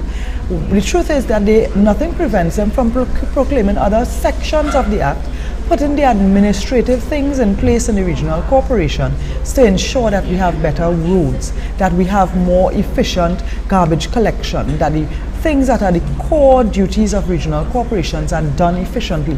Nothing prevents the government from doing those things right now. Nothing prevents them from laying out an agenda and a schedule to say this is how we are going to rule out reform. So it is BS, it is rhetoric, and they continue to talk about local government reform, but most significant, they are talking about property tax. Yeah. We do have preliminary results coming in there for that's Kokal Mafikin and Renel Kisoon, UNC 137 to Imran Ali 54, and this is labeled as a battleground district as well. So very, very, very interesting here. Renel Kisoon 137, Imran Ali PNM 54. And you're correct. Nothing was stopping the current administration from implementing any of these things. I mean, we heard it on the campaign trail, as far as taking care of the cemeteries, maintaining recreational grounds, garbage collection, all of these things that was spoken about. But was it ever made a priority? And again, what is hindering this from becoming a reality? And Listen, it has become a culture in the UNC where councillors would throw barbecue, raise funds to buy material to patch roads.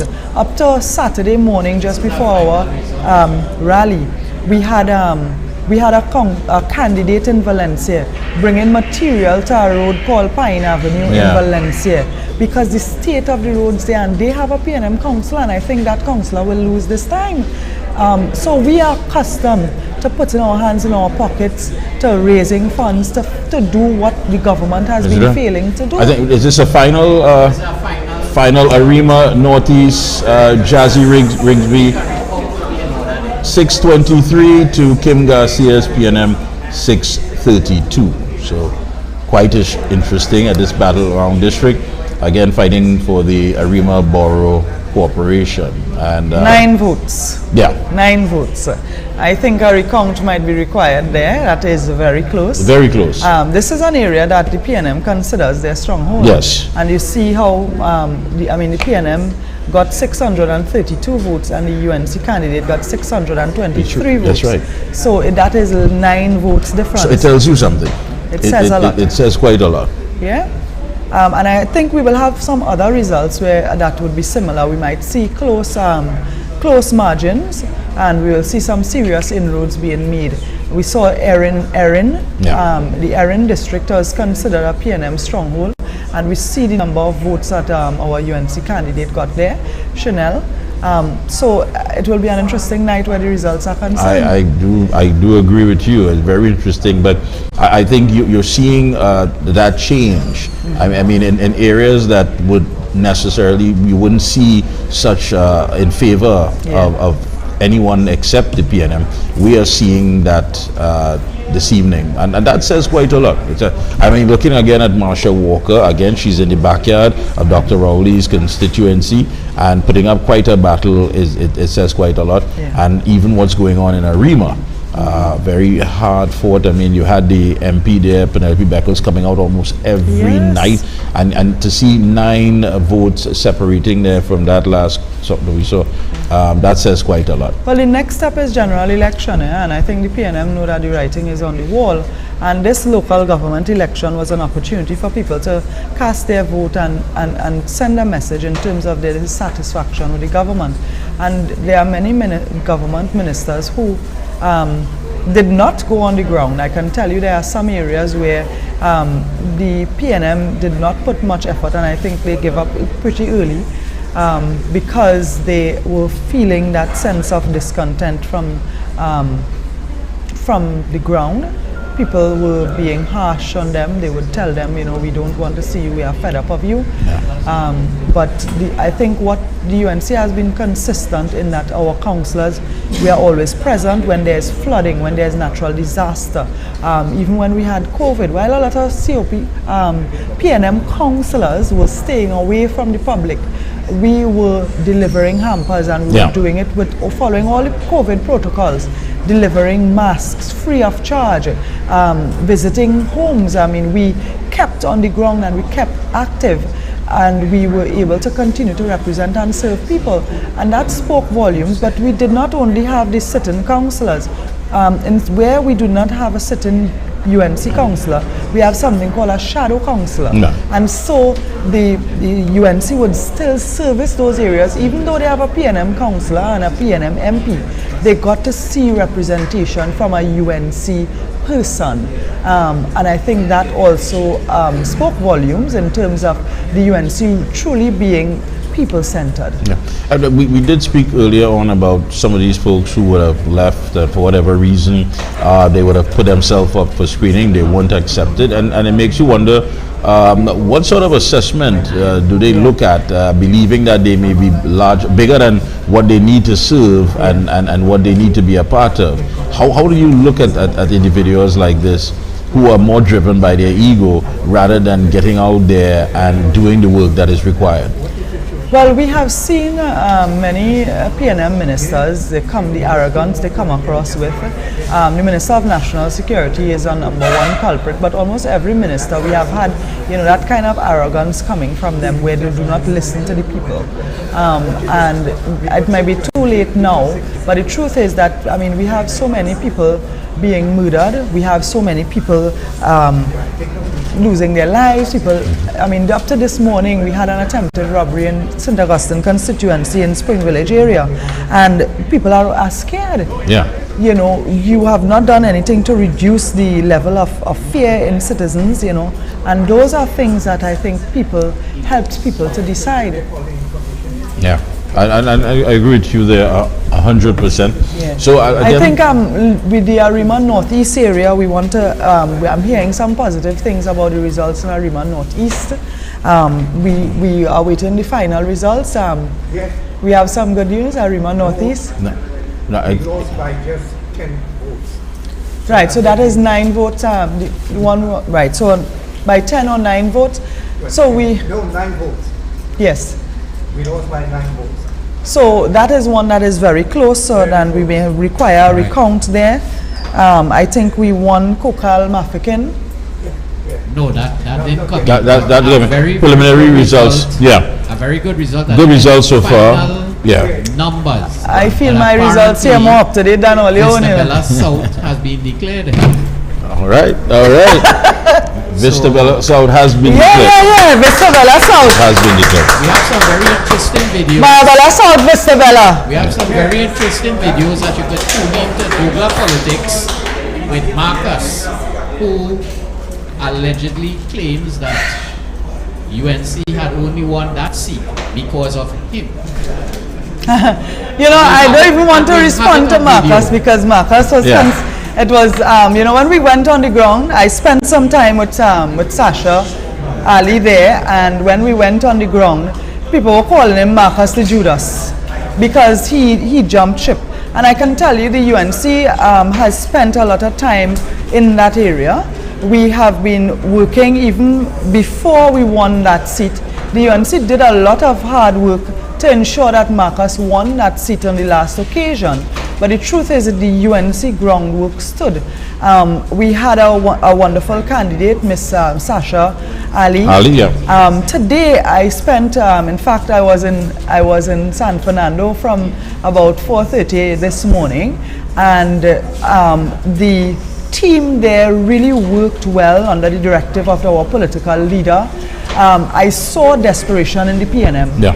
I can tell you in San Fernando, in the 2 seats that I had encounters with in Marabella South, Vista Bella, as well as the Marabella West, we were seeing the PNM's desperation. In fact, the EBC officials had to intervene because the PNM candidate in Vista Bella was congregating with a big group of people on the corner, and it was intimidating to some of our voters, but we just continued to work and to have our network in place, our transport in place, because we had walked that area with our candidate, in some cases visiting homes 2 and 3 times. So we had already confirmed with numerous persons that they were supporting us. Is this final? This is final result. Final as well. Enterprise North Esmeralda, Justin Lee Stewart for the UNC, 1,478. to Lisa Holder's 1,336. And again, that battle is the Chaguanas Borough Corporation. Yes. So Justin Lee Stewart clinching it for the United National Congress. I heard that sigh of relief from you there, Khadija, and Lisa Holder, of course, not getting in. So again, a lot of activity here. Things are buzzing at headquarters of the United National Congress here in Chaguanas. Oh, I have some news here. Please tell us. UNC has won Valencia West in Sandy Grande region. There you go. Neil De Silva, Yes. they just collected the last boxes. So Valencia West is home, and that means Sandy Grande Corporation is solid UNC. Well, here you go. Yeah.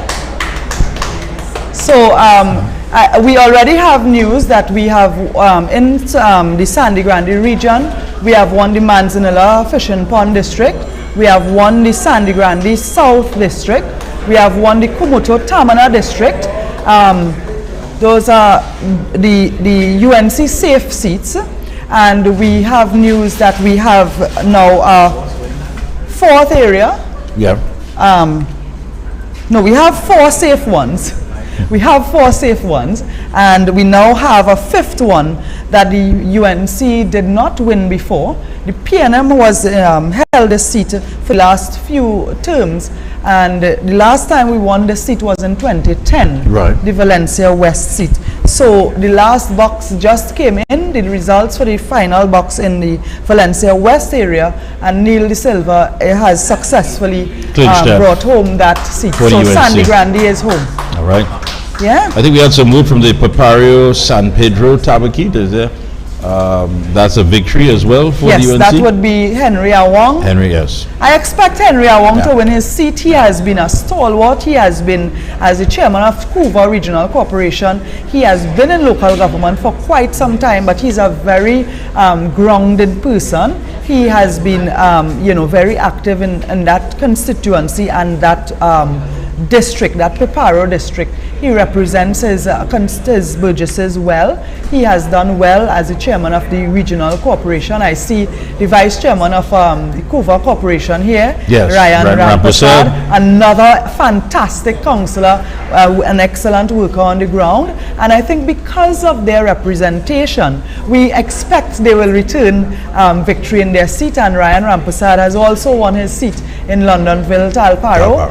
And we congratulate him, and we wait for more results coming in from that region. Yeah. How are we looking there, Archie? What are we? Going to be joining the just shortly Okay. via link. But, it seems as though it might be more profitable to just call the seats there now as you get it, while I try to Okay. Yeah, so Give us an update. we are getting results coming in. We prefer to share, of course, the official results with you, but as the polling agents come out of the station, they are presenting their totals to our UNC candidates, and they are sending that information to us. So we are getting the information live as the polling agents complete their count, and we will continue to keep you updated. Yes, indeed, and quite an exciting time. Things are happening, and again, wherever it seems as the UNC may have fallen short, not by much at all. So that says quite a lot, and it puts us on quite a good footing leading to the general election. I want to let us get some more results from the team. We have some more stations coming in. I see our friend Joe Serju. Bring it Joe to us. Serju trained me to be a polling agent when I was about 19 years old. Well, yes, yes. He has been a stalwart in the UNC, Did gentlemen sit in here? and he has trained many of us, and I see him still very active. Tell him I'm 100 because- years old. We consider him, Maybe 100 years. he has been 100 years old for quite For quite some years. time, yeah. So as we allow more results to come in, I will take the opportunity to go and meet with some of our candidates who are coming in at this time. We do have members of the OWTU here at Yes. the UNC headquarters. We have several members of the media. I see some of our candidates have been coming in, and when they reach here, that means they have gotten their results and they have won their seats I know we do have some supporters gathering outside as well.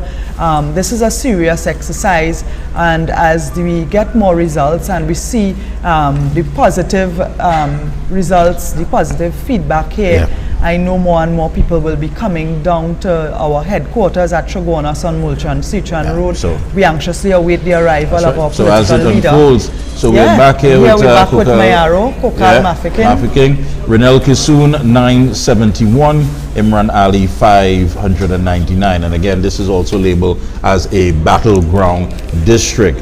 Very interesting. She is definitely have pulled away, and there's quite a gap there.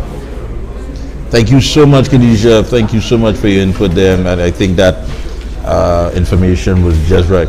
Well, I know Keel is going to step back in. I'm going to take a short break and be right back. So I leave you in good hands,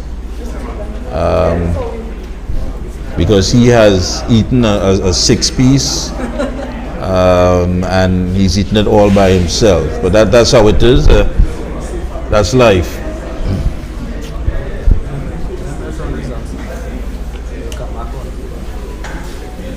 So again, Renel Kisoon, Kokal Mafiking 971, Imran Ali 599. She has pulled away.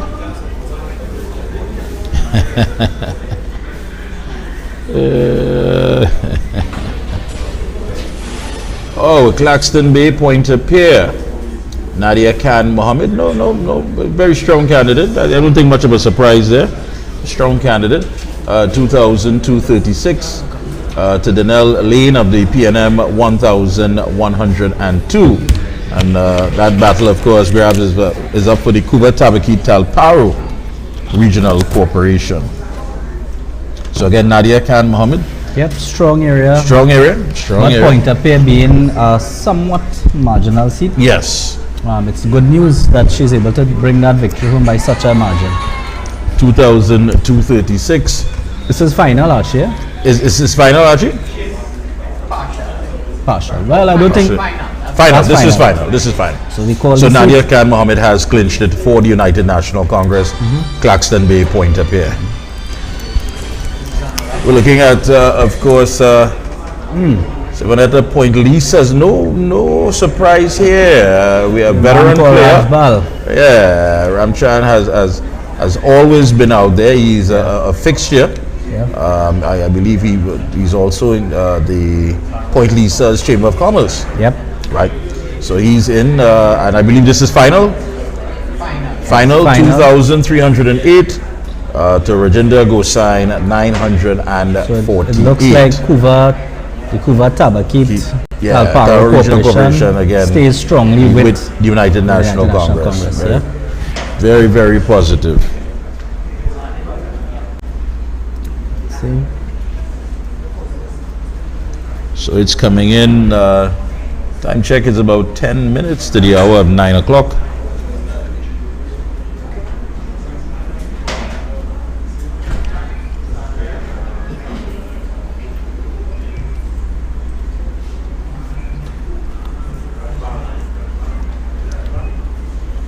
Very interesting, Kiel, what we're looking at here. Very interesting.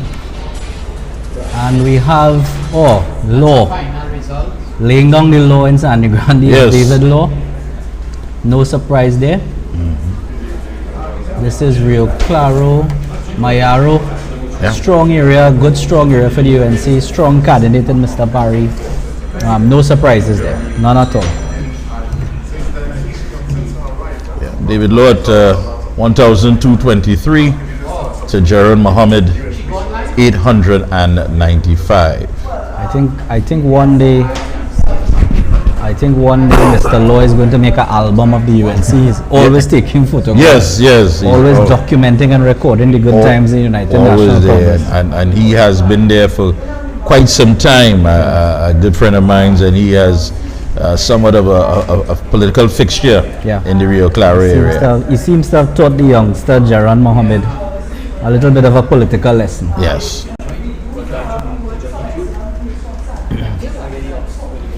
So excellent news again from Sandy Grande. Upbeat here in the United National Congress camp. Yes. seems that we are holding our own and even making some inroads. Yeah, even making some inroads. I think we're cutting across to go to... Yes.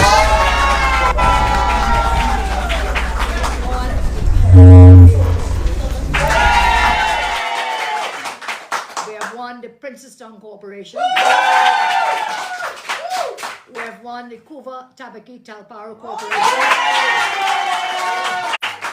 We have won the Chaguanas Borough Corporation. We have made inroads in Tunapuna. We have made inroads in Arima and Diego Martin. We have won the Battleground Regional Corporation of Sandy Grande with an additional seat. And we have won. Thank you. That's it. Do I need to say anything more? Yeah, come behind me.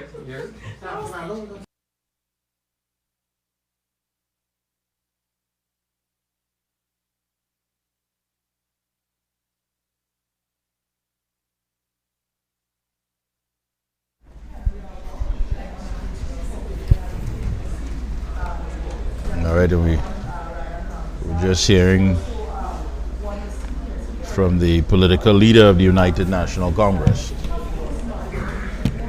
I'm not sure what the announcement is. Oh, and I see the true and proper co-host for tonight is here, Miss Haynes. Yeah, so we're gonna just take a quick change. No, I wanted you here. You want it? Well, you just step in. I was taking a short break. Yeah, so I'll be. You and I. Yes, I'll be back.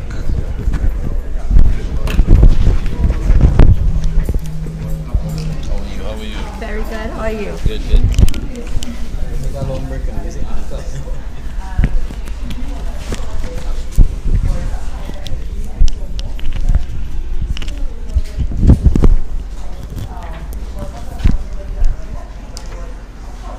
We're on, Archie? Yes. All right. Well, MP Haynes joins us. I suppose I have to do the job of hosting tonight. What have you been hearing? What are the trends? I am hearing positive things coming. As I walked in, I was informed that we have declared the San Grande Regional Corporation in favor of the United National Congress. Coming news from my own team in the Tabakit constituency in the Kuva Tabakit Talparo region. No surprises, but the candidates, Chairman Henry Wong, Sharon Badalahu, and Ravi Puran Maraj, all retained our UNC strongholds. The numbers are good, winning in every polling division, and so Excellent news. you know, very good news for us. And so I'm very happy to be here joining Team UNC at our headquarters. As we get the results, as they continue to come in, I also got the news that Kern Ramden, Texi, retained his seat in the San Fernando Corporation. Excellent. That Miss Sasha Ali would have kept the Marabella South Vista Bella seat in the home of the United National Congress, and Rishi has also retained the Lazafort West seat. So we await news of the others, but Yeah, because I know that the San Fernando Corporation is one that the UNC is looking now to capture. And it's a certainly. very important makeup in the architecture of local government elections. Absolutely, and so it is. I mean, we have named San Fernando a battleground space. Key districts, I think we would also be looking at, would be coming in from Princeton. I don't know if Mr. Archie could tell me, or somebody can tell me what is happening in Princeton, because we would also be looking at the Lengua Indian Walk seat. We would also look at Hindustan St. Mary's, because We have a final result. oh, excellent. Right. Right, so we are declaring for Raquel Gani in El Socorro, Arang West North. So congratulations to Ms. Gani again. A highly anticipated but very expected victory Yes. in that space. Additionally, we would also be, and I'm urging all the viewers, and I saw thousands of viewers logged on as I made my way here, that we take a good look at the numbers, because that is how we will determine how many older persons, Yes, yes. to be politically correct now, All the that persons. we would be expecting to have in some of these corporations. Yeah, well, that's the other part of the electoral equation for the 90 Aldermen, which also gives you influence in your corporations. Certainly. The United National Congress used the local government campaign to carry a national message. That is important because we have to recognize what local government means in the space for national politics, for what we are able to do across the country. I think taking it away from the focus of just being infrastructural works and into what can we do utilizing our local government representatives to make the difference in the lives of our citizens. So we would be, again, looking forward to. And how much of a mandate do you think this is if the UNC is able to get further inroads? We know that it seems that the UNC has defended a lot of the corporations that the PNM may have had their eyes on, Sandy Grande, the seats in San Fernando, and so far some of the Shagona seats. We see as we speak on the Shagona seat. So this is Ms. Brenda John. Is this a final, Archie? Right. So we are congratulating Ms. Brenda John in Enterprise South, Londonville North, for, again, retaining a UNC space. So congratulations to Ms. Brenda John. The United National Congress continues to have an extremely strong showing in the borough of Chaguanas. Not unexpected. Again, not unexpected, but I also would like to recognize that Ms. Brenda John is a new face in the corporation. The United National Congress, for quite some time, myself being included in that, has been bringing out new faces into the political arena.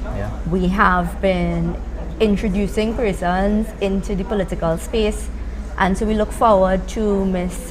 Brenda John and her work in the Chaguanas Corporation. To answer your question before we got the results, which is how much of a mandate, I think for all of us who are in the political space, we would have to be taking a look at the trends in terms of voter turnout and numbers.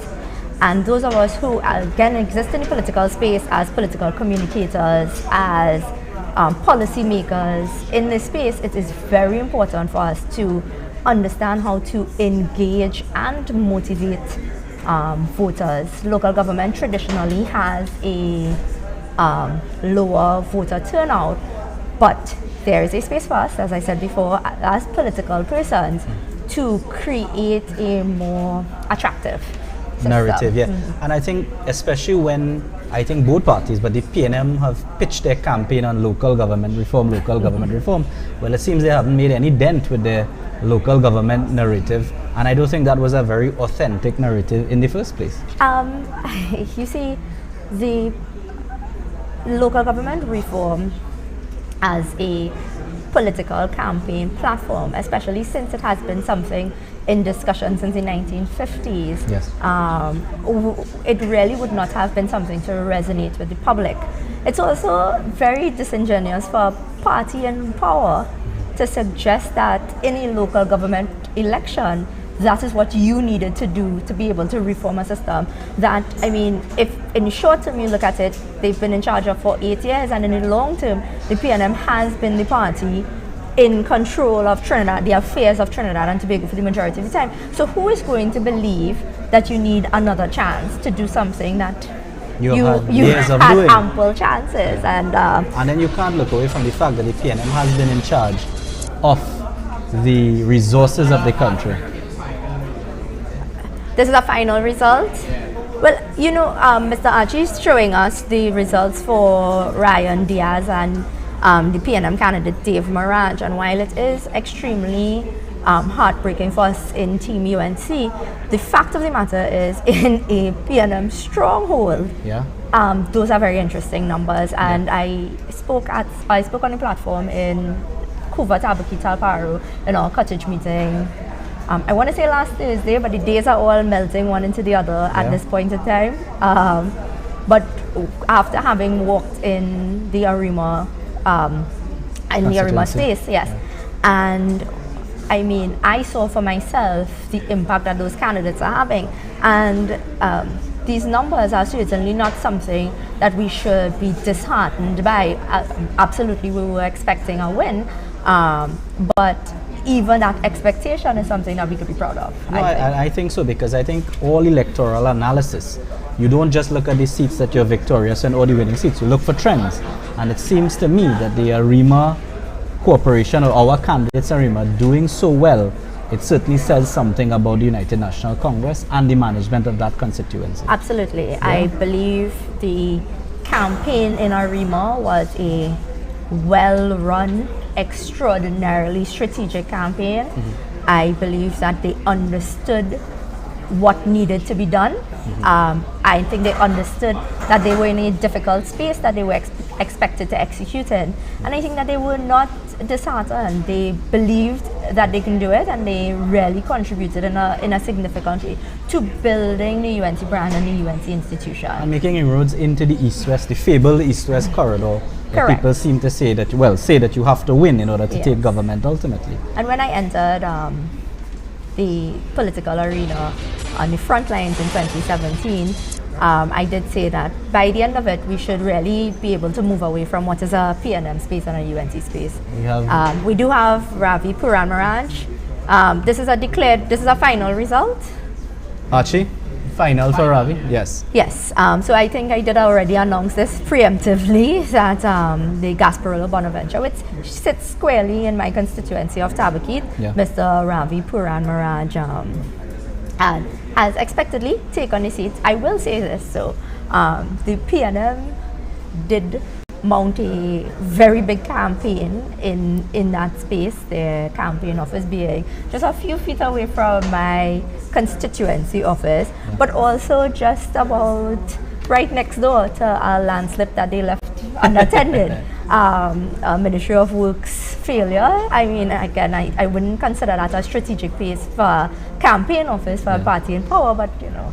Well, they may have mounted a very strong campaign, and while you can't say it, Anita, maybe I can say it's perhaps because of the strong representation that the constituency have that we were able to get that such a convincing victory in that seat, and I'm sure in all of the corporations. Yes, I mean, like I said, we look forward to the rest of the Kuva Tabakita and Paru regional corporation coming in. You had the Minister of Energy, Stuart Young, coming into Kuva, Balmain to campaign, and again, I mean, I heard somebody sent me a clip that both the MPs for Arima and Dabadi Omera had something to say about my space that I entered into the Arima space, but they were talking about their own places that they found themselves. I mean, unsuccessfully. At the very least, though, while a lot of UNC MPs did make their way into the Arima space to bolster and lend support to our team, because our team is a very strong team, and they have been doing, again, a significant amount of work. Our numbers are trending upwards. Right? Yeah, and I think it shows that where we have made strategic decisions to attack PNM constituencies, we have made inroads. But you're seeing where they have deployed no less than the Gary Sobers of the PNM, as they like to call him. They have not really made any impact in the Kuva Talparu Corporation, judging from these results. So I think that augurs well for the party and augurs well for our heartland seats as well. Certainly. When I went to vote this afternoon in the Piparo San Pedro area for my councillor Henry Auhang, I noted that the sheer number of employees, because the PNM polling staff, etc., would have been in purple jerseys, and they certainly had more workers than voters. But I mean, again, an interesting use of resources in what is a UNC space. Well, we've seen that, and it's no surprise that the PNM would use state resources to, at last minute, I mean, we saw criticisms. All of a sudden, we have, I see some applause. I see some applause there. Judging by the OWTU reaction, it seems that Macamillion has won, or he's doing well. Okay, he's doing well. Let's not be too premature, right? But it seems that, the trend is continuing, and that should be good. Well, we are waiting numbers for the Marabella West spaces.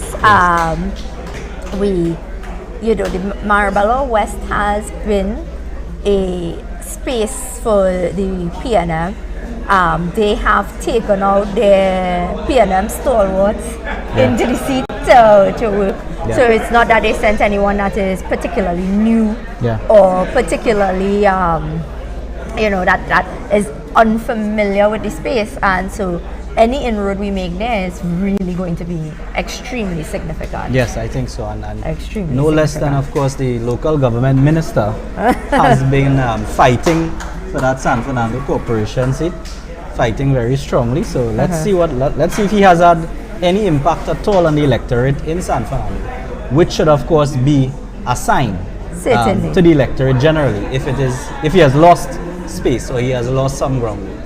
I see some results coming there. Yes. To Mr. Archie.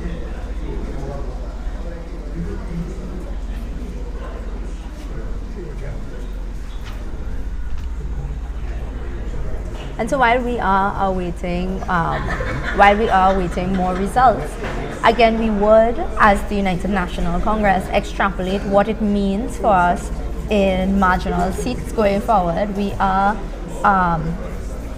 a short space away from a general election. We would be very curious to see what it means in spaces like St. Joseph, spaces like San Fernando West, etc. In Tunapuna, we would be very interested to see what it means in terms of the numbers. I know that you usually do the overlay of the local government onto the general election map. Yeah. And so I suppose the analysts and the Ali Bokas one is... So we are declaring for Marabella, is that correct? We are, we'll await final results because I would not want to appear to be flip-flopping. Yeah, we don't want that. Yes. So we'll have to determine that. Yes. So I am hearing as well that we picked up an additional space in the Sangre Grande Regional excellent. Corporation. That corporation now is what, currently it's 4, what is it? Correct. now? Yeah. Correct. So that if we pick up a space, we may be heading towards getting the corporation. This is Tunapuna. Tumpuna. This is in the Arima borough as well. Yes. And so again, very close numbers with a very good showing by the United National Congress. I mean, again, now it will be very interesting to see what this means in terms of all the men, because you would know that we did run an accommodation with in the Arima. Yeah. So we will be. I mean, it may redound into some calculations with the older men. Some math that is beyond me at this moment. Some math that is beyond me at this moment. So have you picked up any trends in terms of the voting? I know they said that the average turnout for local government tends to hover around 30 to 35%. Did you see an uptick or? I did not. I did not see an uptick, but again, when the EBC publishes its final numbers, all political parties will be very aware of what the numbers mean and what it means for us going forward. Yeah. Certainly. So far, that's the latest of what's happening. I don't know if you've done it, but we picked up in a short while.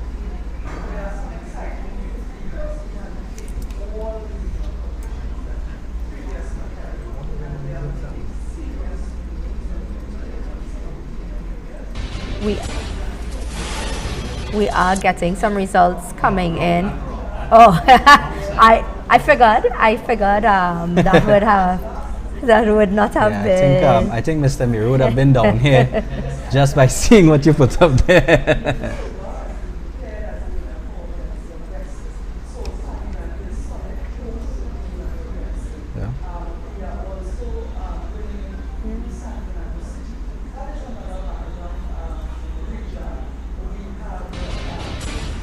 Right, and we have what a result that makes a lot more sense here to us, with Meru, a returning councillor, significantly showing the space in the Superior Borough Corporation. Yeah. Yes.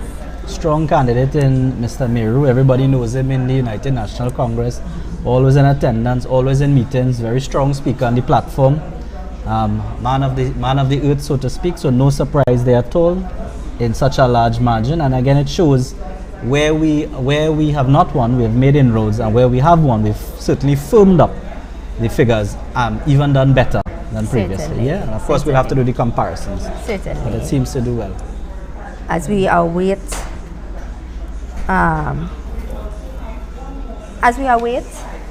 the we are awaiting some more results. You know, as the way election nights roll out, they are keeping us on our toes in one of the key areas, which is San Fernando. Yes, I think that's the one that everybody is waiting correct. for.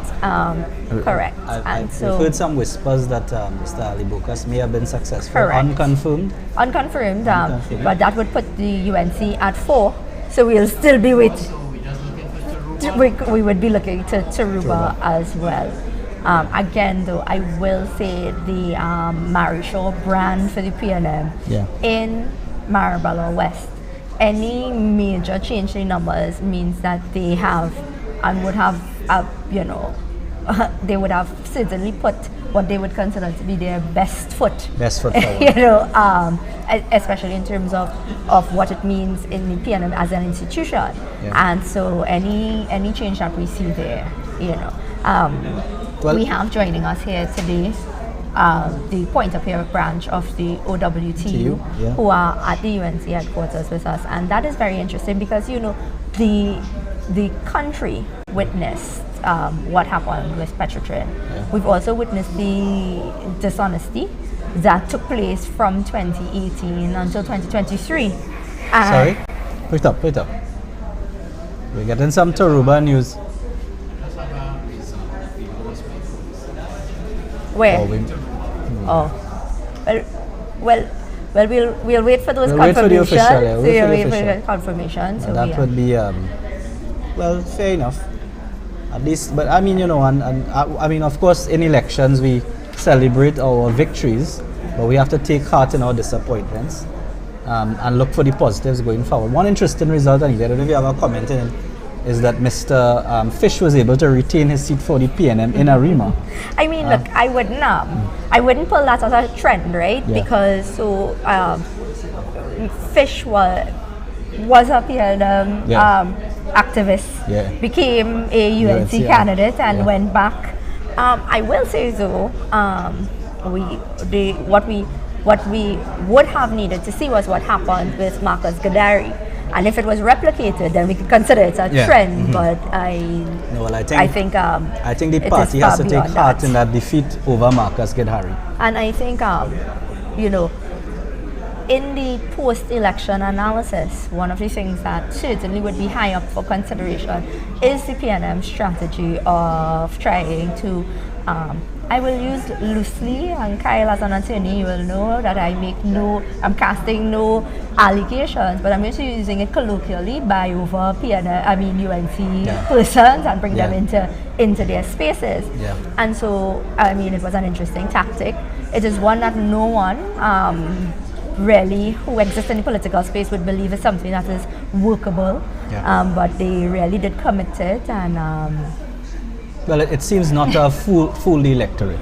You can perhaps fool the candidate, but you can't fool the electorate. And I think the electorate has seen through those devices, those machinations. Correct. And they've held the seat. The seat is a United National Congress seat, and regardless of Mr. Goodharry's fluctuations in loyalty, let's put it like that, he has not been able to take that seat from the United National Congress, and that augurs well for the party. It augurs well for a run to general election, which is perhaps something we could talk about. How important are these results looking now to the future towards general elections? Again, we as a party will do our analysis. We will put the things in place. Certainly, we would be looking at what worked We will be assessing what could have worked better, and we will go forward. But the United National Congress has been on an election footing from the jump, and so as we continue to be in those spaces, when the PNM felt as if they had stumbled upon an election strategy of an August election. No doubt the Prime Minister would have felt comfortable with the date of August 14th, given what happened on August 10th. I think they're also feeling the ramifications of the absence of COVID-19 and that space.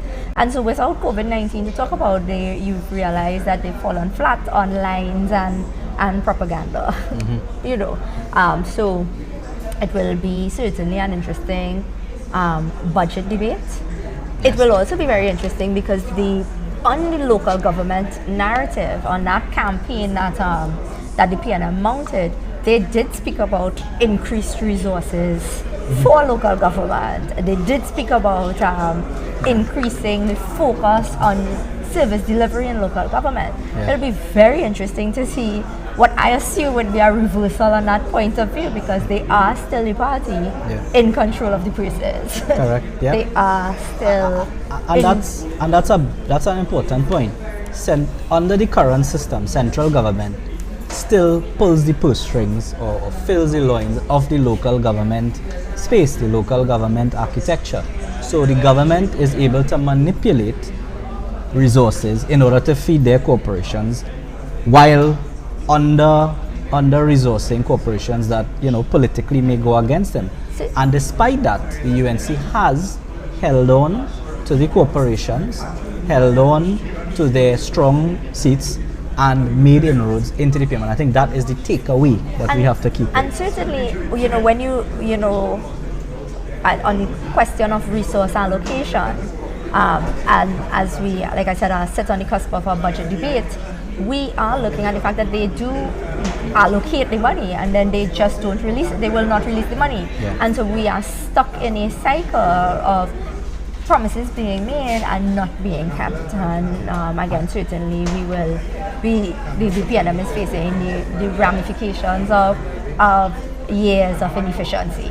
And that is perhaps the only reform that we should have in local government, that when you allocate or promise funds, it should not be difficult for the corporations to access them so that they could perform and do the things that are necessary to deliver service to the constituents. And I think the population is seeing through the shenanigans of the People's National Movement, seeing through these devices and tactics, and coming firmly in support of the United National Congress. Certainly. Of course, that is not to be overly optimistic. We do still have work to do to get a general election, but I am heartened by what I am seeing here today, certainly. Yes.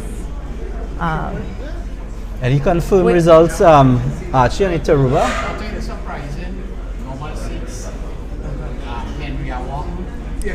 I mean, while it may not be surprising, Mr. Archie, I would like to announce the winner of Henry Awong. That is my counselor. I mean, literally, he is. I am a resident of Piparo, and so I would like to announce the winner of Henry Awong for the Piparo San Pedro Tabakit, Piparo Tabakit. Let's get the official card up so that we can have an announcement. Yes, and that team has worked extraordinarily hard. The PNM, brought in the candidate, Simonetta Williams. I mean, again, as a voter in that space, we got so many sponsored social media ads. I do know a significant amount of money was spent on that campaign.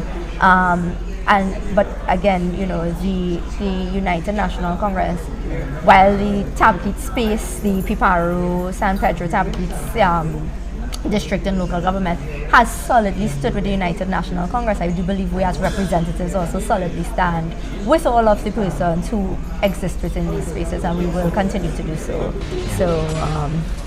We are looking at a local government stalwart. There you have it, Anita. You Mr. drum roll, please. Thank you for allowing me this indulgence, Mr. Archie. But yes, I would like to congratulate Henry on yet another victory. Yeah. Again, you know, because I am very familiar with his team, I also want to congratulate his entire team. Miss Maria Pear, who was his campaign manager, is a field officer. And has been doing exceptional work at the constituency level. So I want to congratulate his entire team as well, because they did not take it for granted about being any safe UNC space. They did genuinely put in a lot of work to ensure these results here tonight. And that's an important point you make, Anita, because while the population overseeing another...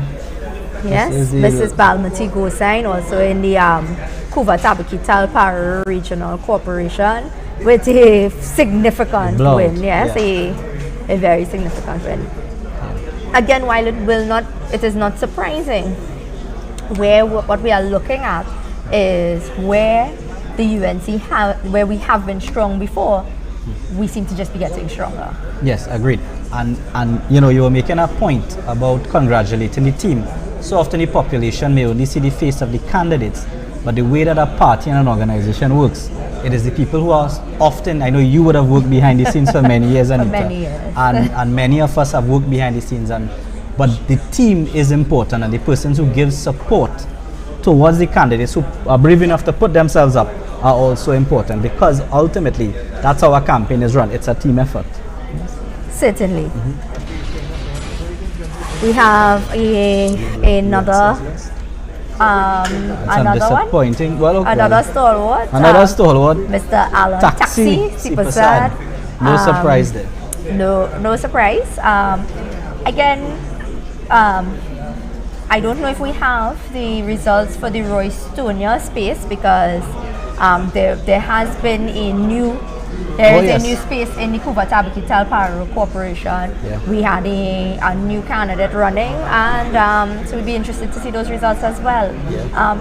I just want to take a moment while we wait for more results to just speak about the importance of local government and the importance of casting your civic duty. I mean, time and time when we have been canvassing and looking at the and trying to do the walkabouts, making sure we get people engaged, you know, people seem very much disengaged from the local government space. And, you know, as a representative at the constituency level now, so many of the needs that come to my office are needs that are, you know, under the local government space. Yeah. And we, you know, if we take a look at our population, if we include our social studies, I know when I did the common entrance exam, social studies was a part of it, but that's long gone. And I think, you know, we do need to take a look at how we educate the population on the importance of local government, and why it's important to come out and vote. Agreed. I think there has been some alienation, especially of the younger generation.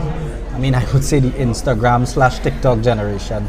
They are somewhat disengaged and alienated from the political discourse, discussing issues, discussing reform, legislation, local government delivery. I think a lot of young people don't even know how local government works. They just think that, you know, those are the persons who take the garbage away and fix some bridges. But they, you know, it's really a service, and understanding the governance process is something that you should learn both from your formal education, but certainly from your informal education by joining political parties, getting involved in campaigns, candidates, learning the process so that you can make a better contribution as a citizen and towards your democracy, which of course must always be guarded. Certainly, and you know, as a person who entered the political arena at a relatively young age, I also always like to encourage persons to get involved. Change begins with you. It begins at a community level. It begins with taking an interest in what national development means to you. And I think that age group that is entering the 30+ arena in this year, that it is really important that those of us in that 30 to 45 age group take a good look at Trinidad and Tobago and decide what type of Trinidad and Tobago we would like to see, and what are we willing to work and do towards creating that space. All right, so I'll hand it back over. Yes, and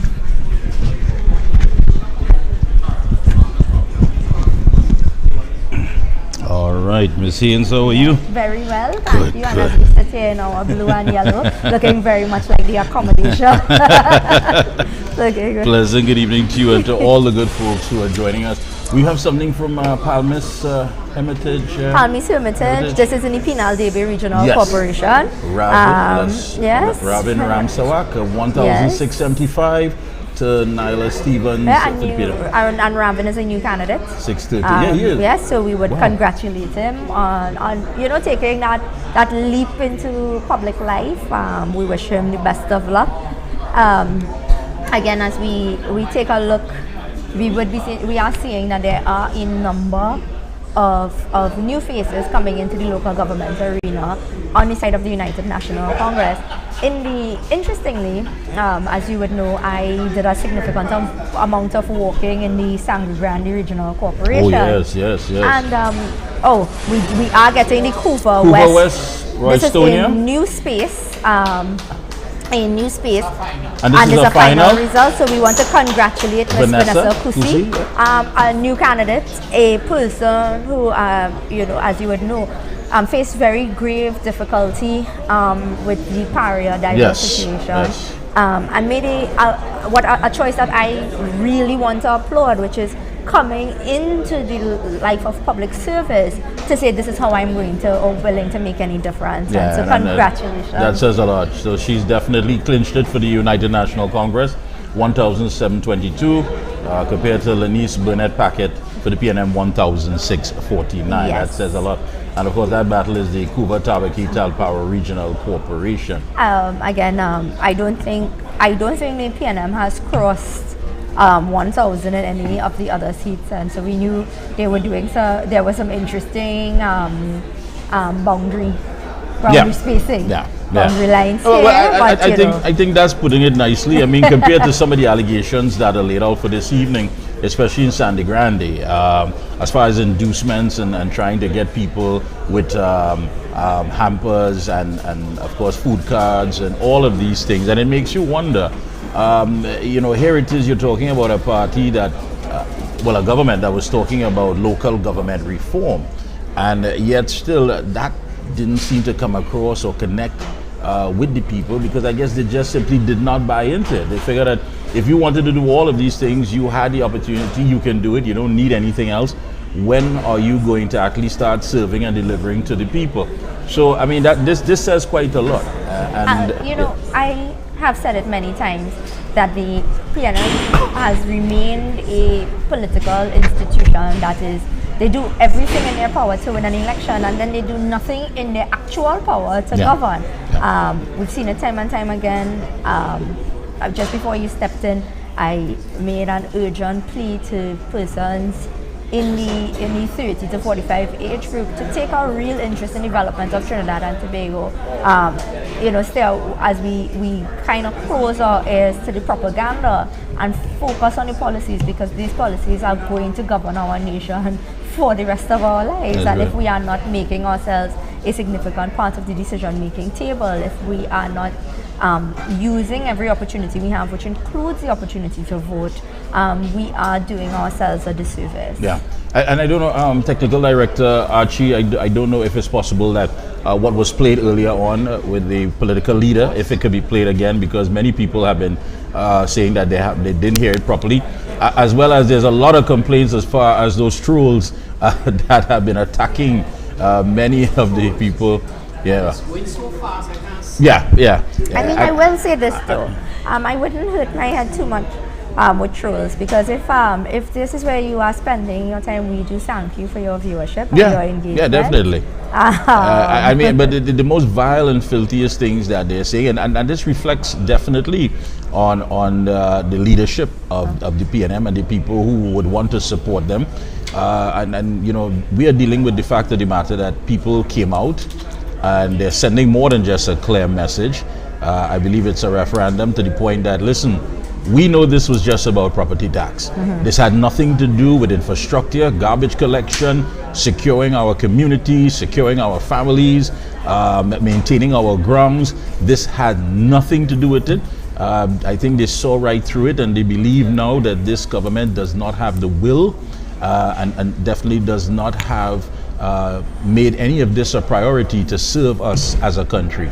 And I think that's basically in a nutshell. Absolutely. And as you know, we discuss things like property tax. When you are discussing taxation, taxation forms part of a social contract, where you as a citizen, you do your civic duty, you pay your taxes, you try to do the right things. But from government, you expect certain things. That is what is required within a social contract.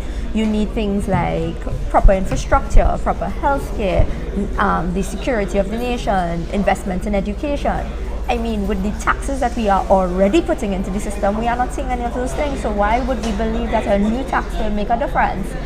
The difference, I've said it time and time again, we do not have a resource problem. We have a management problem. And so what you do with the resources that you do have is what we can assess as a population. So when you take stock of the People's National Movement, when you take stock of their space in government, the question you have to ask yourself as a citizen is, what have they done with what they have, and not what they will do with what they might get. I mean, that's too many variables to discuss. Yeah, and I think basically too that what's important as far as even looking at when the dust has settled is the collection of data. I think it's very, very important that we not lose sight of that, especially in areas where the UNC may have fallen by 50 or 100 or even less than that. I think that we need to stay in those areas. If we need to have somebody as a shadow representative and look at that data very carefully, assess it, and see exactly where it is that we can make the conversion, because the food card is going to finish, the hamper is going to be empty soon, and all the promises that may have been used as an inducement for many of these people are simply not going to materialize. So they are going to be left, of course, totally out there, not being governed, not being taken care of. And I think this is where we have to look at and build on that. That data is very, very important moving forward. Certainly, and I think that we as a nation have to get out of the mindset of what do we need to do to survive and move to a space of what are we doing to thrive? How are we including things like entrepreneurial development? How are we including things like creating spaces where persons are not just workers but they are employers? What are we doing with our resources to maximize our space in Trinidad and Tobago? I think that the PNM has done the nation a disservice with their management over the last 8 years. I think that as the shadow for education, when we look at what has been done in the education sector, we have been seeing a significant decline, and as I said just before you came back as well, in the absence of COVID-19 pandemic line of conversation, the PNM has been left wanting. They have shown that without the crutch of COVID-19, they are unable to make excuses for their inefficiency, and the population certainly is extremely exhausted by the excuses. Yeah, I agree with you 100%. So we're going to play that clip from earlier on with the UNC political leader. And those of you now joining us, we are live at the August headquarters of the United National Congress, and it's all about election results, local government election results 2023. Archie, you want to go ahead?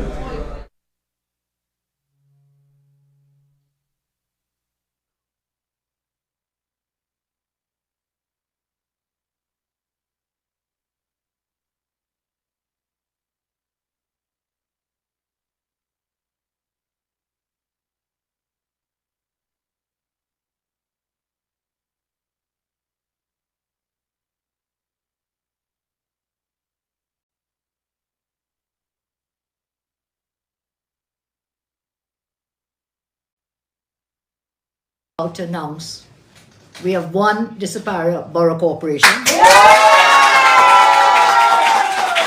have won the Penal Davie Corporation. We have won the Princestown Corporation. We have won the Kuva Tabaki Talparo Corporation. We have won the Chaguanas Borough Corporation. We have made inroads in Tunapuna. We have made inroads in Arima and Diego Martin. We have won the Battleground Regional Corporation of Sandy Grande with an additional seat. And we have won. Thank you. That's it. Do I need to say anything more? Yeah, come behind me.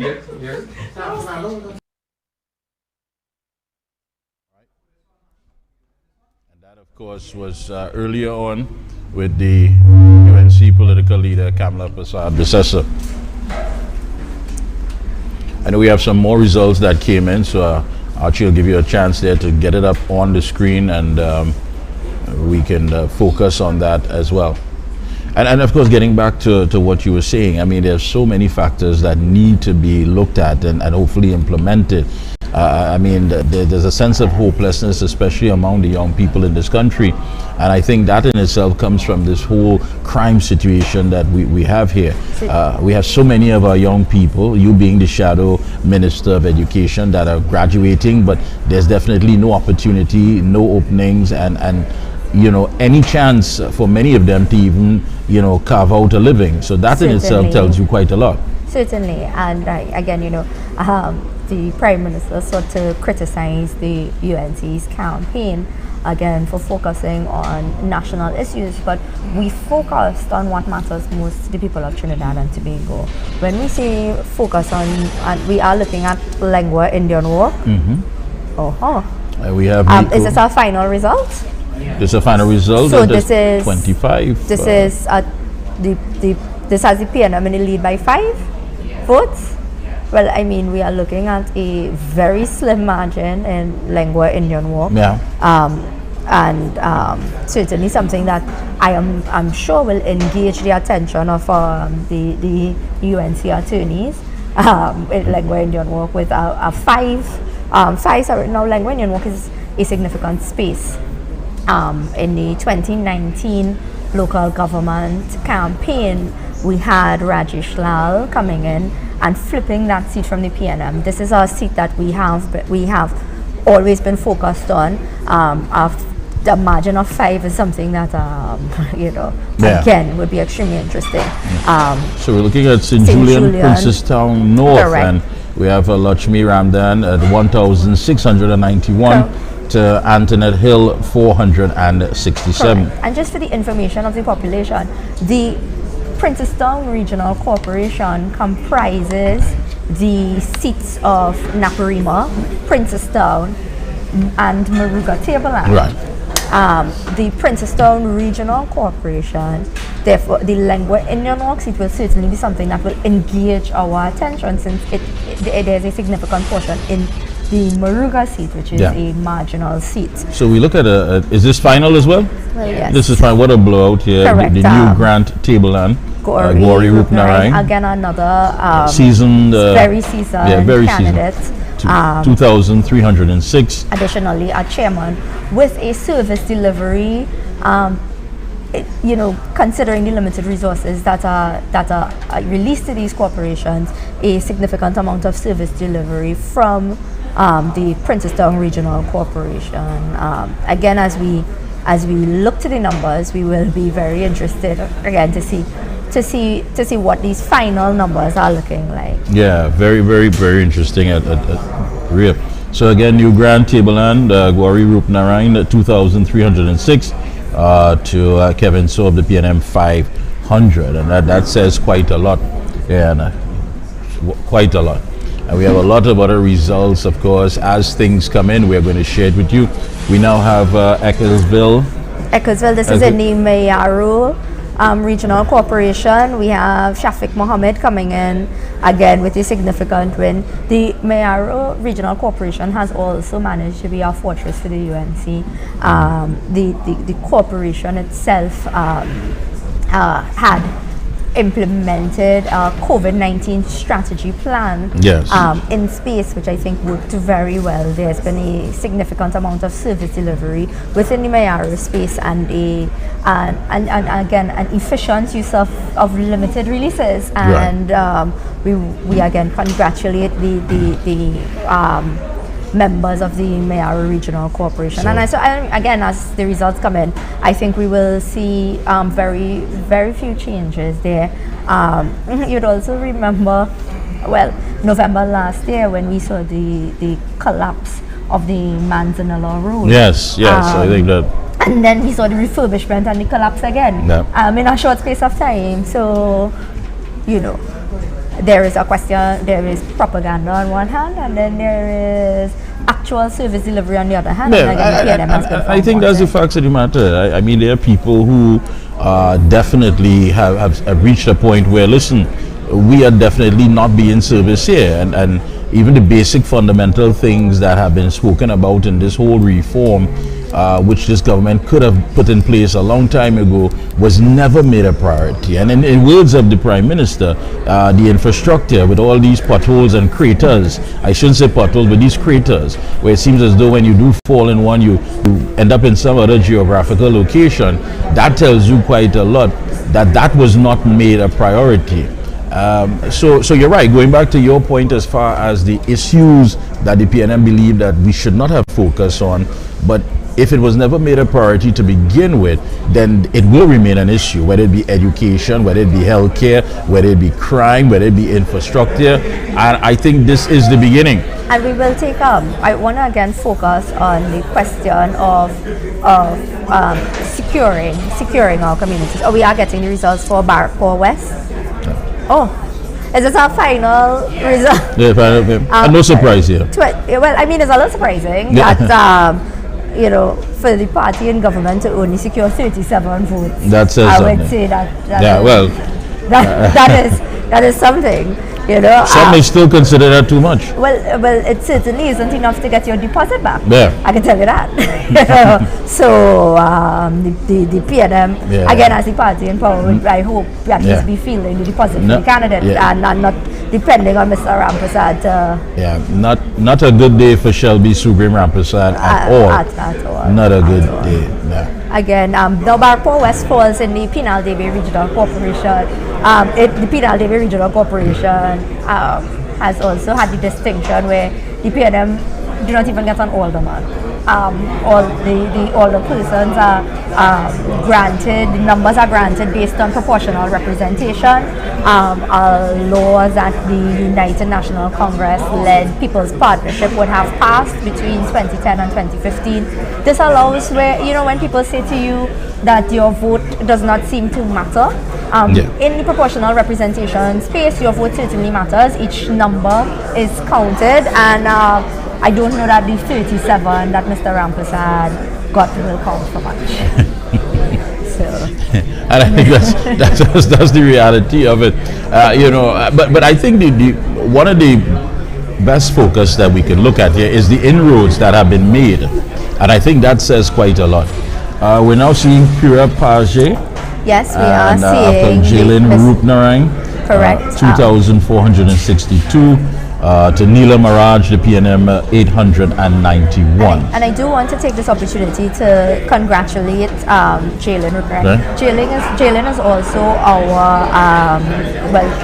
our minority leader in the corporation. She's also faced some difficult personal times with her father passing away. So condolences to her, of course, on behalf of everyone here. Correct, to her and her family, but also, again, an exceptional showing of public service and a commitment to public service.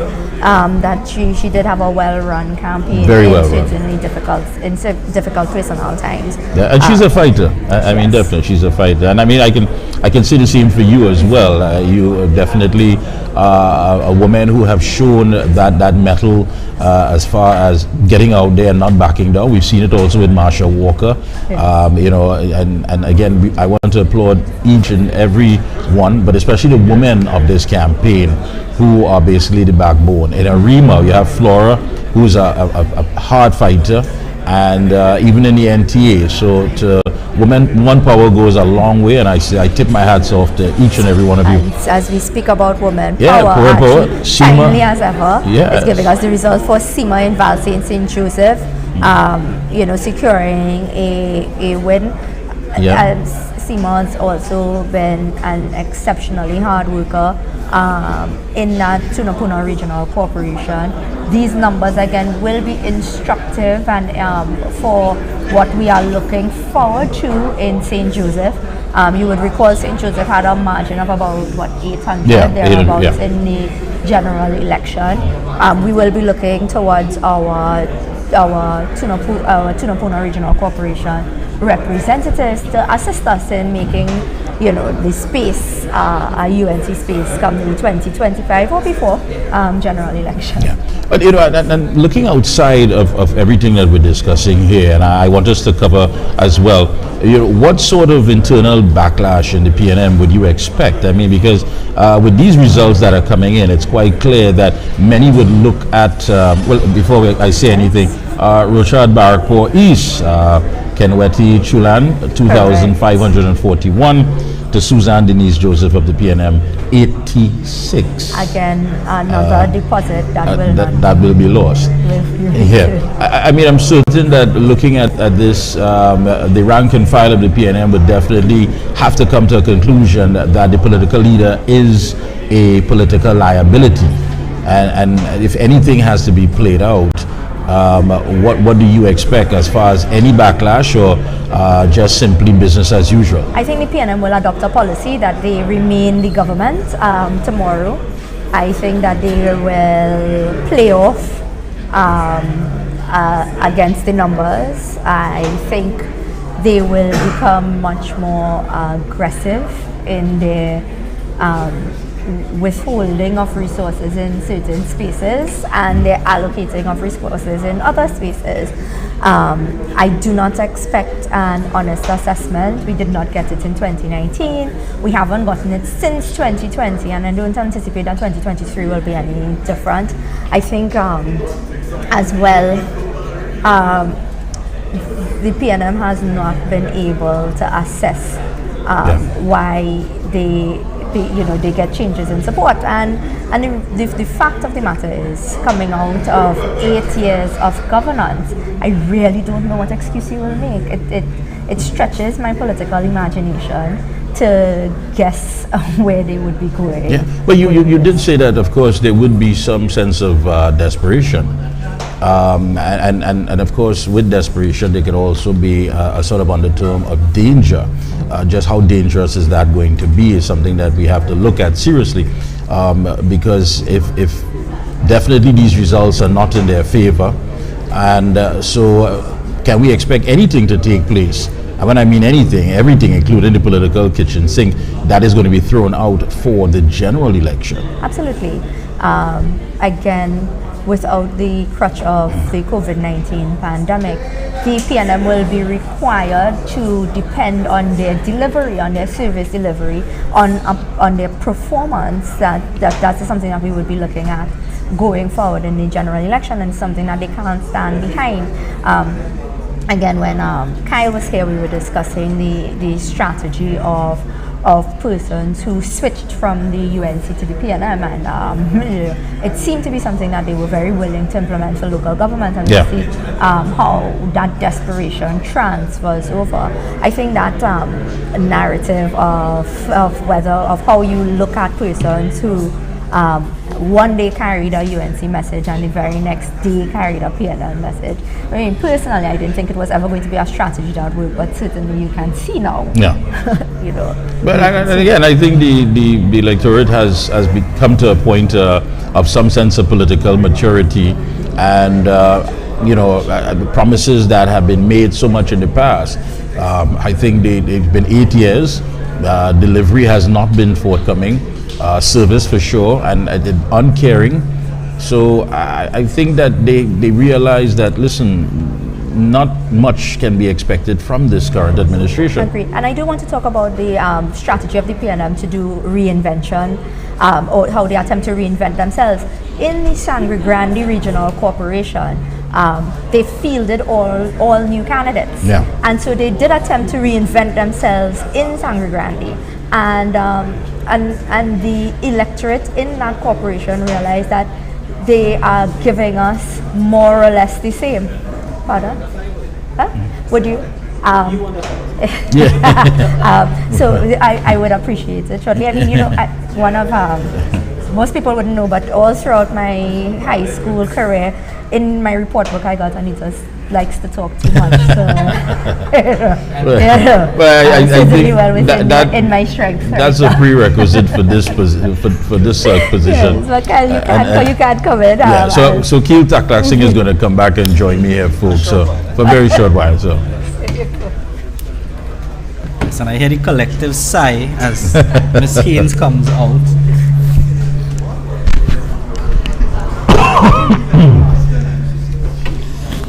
Well, thank you so much. Anita Haynes was articulate, very articulate, brilliant, expanding on so many of the issues. Really, she's off air, so we could say it secretly. Really, a strong person for the future of our party. One of the future leaders, I would say. Yeah, and I had to tip my hat off to the women of this campaign and to the UNC. I mean, when you look at Senator Jolene John, deputy political leader as well, the work that's being done. We just saw the results coming in for Jaylin Rupnarine. And she's had some challenging times, but she has been out there doing what has to be done. Flora and Arima and so many people. I don't think anybody in the country has walked as much as Miss John. Yeah. I think she has walked every single square mile of this country. And not only just walking, sometimes you see candidates walking and waving. Miss John haven't struggled to keep up with her in some walks. She speaks to people. She holds their hand, she talks to them. It's almost as if she's pulling you across. Come across to the UNC, come across to the UNC. Yeah. So really good hard work by Miss John. Miss Haynes is another one, really strong. Very strong. Walks, speaks to people, takes the time, argues, articulates with them. So those are very strong persons in the party. And the results are showing it to some extent, I would say. I agree with you 100%. One of the things I did mention to her, and I think I should mention to you as well, is that, after the dust has settled, that data gathering that we have as far as all the stats and all the information is something that has to be built upon. Yes. I mean, you're seeing such a very close gap in the areas that the UNC may have fallen short, and I think that is something not to be taken lightly or taken for granted. We must now look at the fact that where we can have a conversion and work with that curve and get those people, because as I said, the hampers are going to get empty, the food cards are going to dry up, and the promises are not going to materialize. So if it is that these people had bought into that and this is what drove them to the polls, I think for a general, they're going to be a lot more interesting in doing something that is going to bring about some sense of value for themselves and their community. So this is something we have to work on, is as far as that gathering of information that we've gathered during this campaign. Well, I think you have to analyze it from the point of view that the PNM is in power. Yeah. They control central government. Right. And if you aren't able to use central government, use your legislative powers, use your executive powers, use your budgetary powers to gain ground in the population, then you're really a government that is clinging on to power as opposed to governing. You're simply clinging on to power. So maybe the time has come when they look at these results. If they were a honest and genuine political entity, they would try to seek a fresh mandate from the population. And I agree with you 100%. But again, what is up for grabs? And I think that is something that they're quite afraid of. So we're looking at Glencoe, Goodwood, La Puerta, and this is final. This is final. Marshall Walker. This is final. Marshall Walker. Archie, this is final. Yeah, final. Marshall Walker, unfortunately, $7.99. Really hard. To Amber Keynes, 1,132. Again, a hard-fought battle. She's in the backyard of the Prime Minister, Diego Martin West, and to accomplish that is no easy feat. And I want to say hats off to her. She has nothing to be ashamed of. She can hold her head up high. Getting, let's say, 800 votes is not easy in an area, of course, that has been labeled and always deemed that of a PNM stronghold. She was able to get in there and wrestle and muster up 800 votes. So hats off to Marshall Walker. And again, this is the kind of data that we need to build on and to look at it because it's not such a wide gap. La Fortune DB North, I believe this is final as well. It is, and Krishna Sipasad Singh, 2,143 to Judy Sugdeo of the PNM 157, and this is above the Penal Dibe Regional Corporation. So hats off to Krishna Sipasad Singh, clinching it for the United National Congress. So folks, we are here live at the UNC headquarters in Chaguanas, bringing you the results as they come to us. We're sharing it with you, and it's all about the results of the local government elections 2023. Yeah. Lively buzz here. Lively buzz, yes. Here at the campaign office. Oh, Dibe East, Esperance. We have Mohini Rupnarang.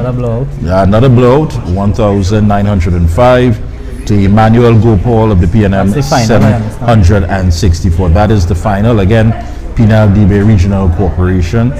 So Mohini Ramnarang clinching it, bringing it home for the United National Congress. Yeah, and I mean, it looks, of course, you don't want to be too premature, but it looks as though it's going to be a 7-7 again, which I think is a good sign. Obviously, it may not have been what the party may have wanted. Of course, every party wants to win every corporation. Of course. Every party wants to win every corporation. But 7-7 is a good sign, given that we are out of power, given that we don't have the kind of resources. Yeah. It means that our supporters and the population has continued to repose some trust and faith in the United National Congress. We will look at the figures. For instance, I would suggest, I'm not an electoral tactician or a statistician, but maybe the party needs to look at Arima as a potential winner for the party. Yes. Given the impressive numbers that we've seen there. While we've not picked up a seat, we've seen some impressive numbers there, and that should be good. I understand, I don't know if I saw it off camera, actually the table land seat, what was it? It came in? Yes. Is it final? What is the final? Yeah, pull it up again. I believe from the TASA and the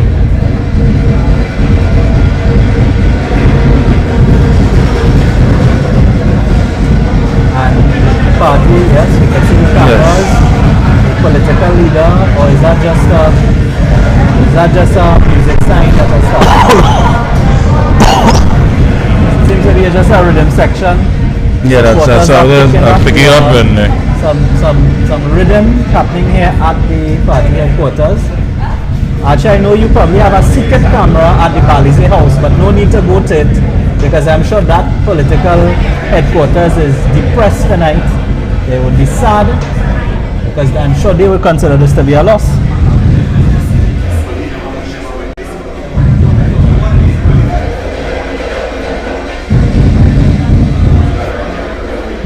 So taking in some scenes here outside of the headquarters.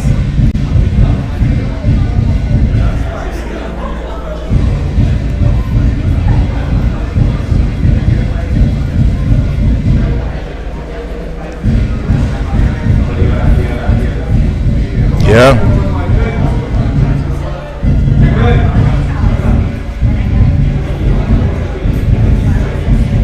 So as we continue to mellow, I think the dust is settling a bit now. It seems to be a 7-7. Seems to be 7-7, and we await the word of the NATEX political leader on how we will position this result. Well, I can say a lot of inroads were made. And I think that says quite a lot. Again, the information coming out of this is not one that we should take for granted. And I agree with you fully. There are some areas that show the potential that we can grow, expand, and be victorious come 2025 or even before, when the general elections is called. And I think it's becoming more and more clear to the population. Things about Trinidadians, sometimes we can be a bit stubborn, but it's becoming more and more clear to our population that the PNM is really failing at governance. They have failed to combat crime, they failed to turn around our economy, they failed to reform our education system, they failed to reform our criminal justice system. They have failed in so many areas, delivering social services, they failed in infrastructure, they failed to manage our economy. My eyes glance on the former workers of Petrotrin there. They failed the ministry, the workers, the ordinary workers. And so with all of those failures, I think the population has to realize, at least when we come to the general, that we need to reject this government outright. Yeah. Outright. We need to reject them outright and come home with a much more resounding victory than a 7-7. I agree with you 100%. Yeah. And that is where I think we have to go. Actually, you have that figure, that Indian one. That was, you sure that was the final figure? Yeah. That was the final. If I'm not mistaken, that was the final. It's an interesting result.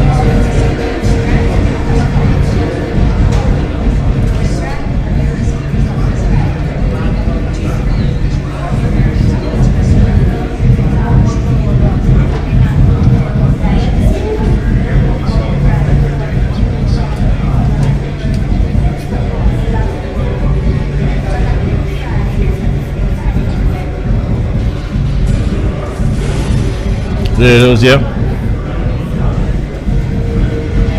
This is a new grant. New grand table, Anna. This is our result for Rupnarayan winning convincingly.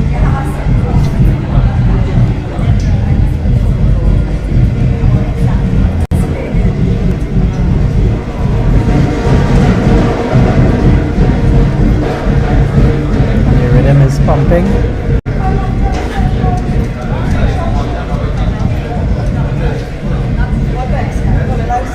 Yeah, you wanna come on? Yes.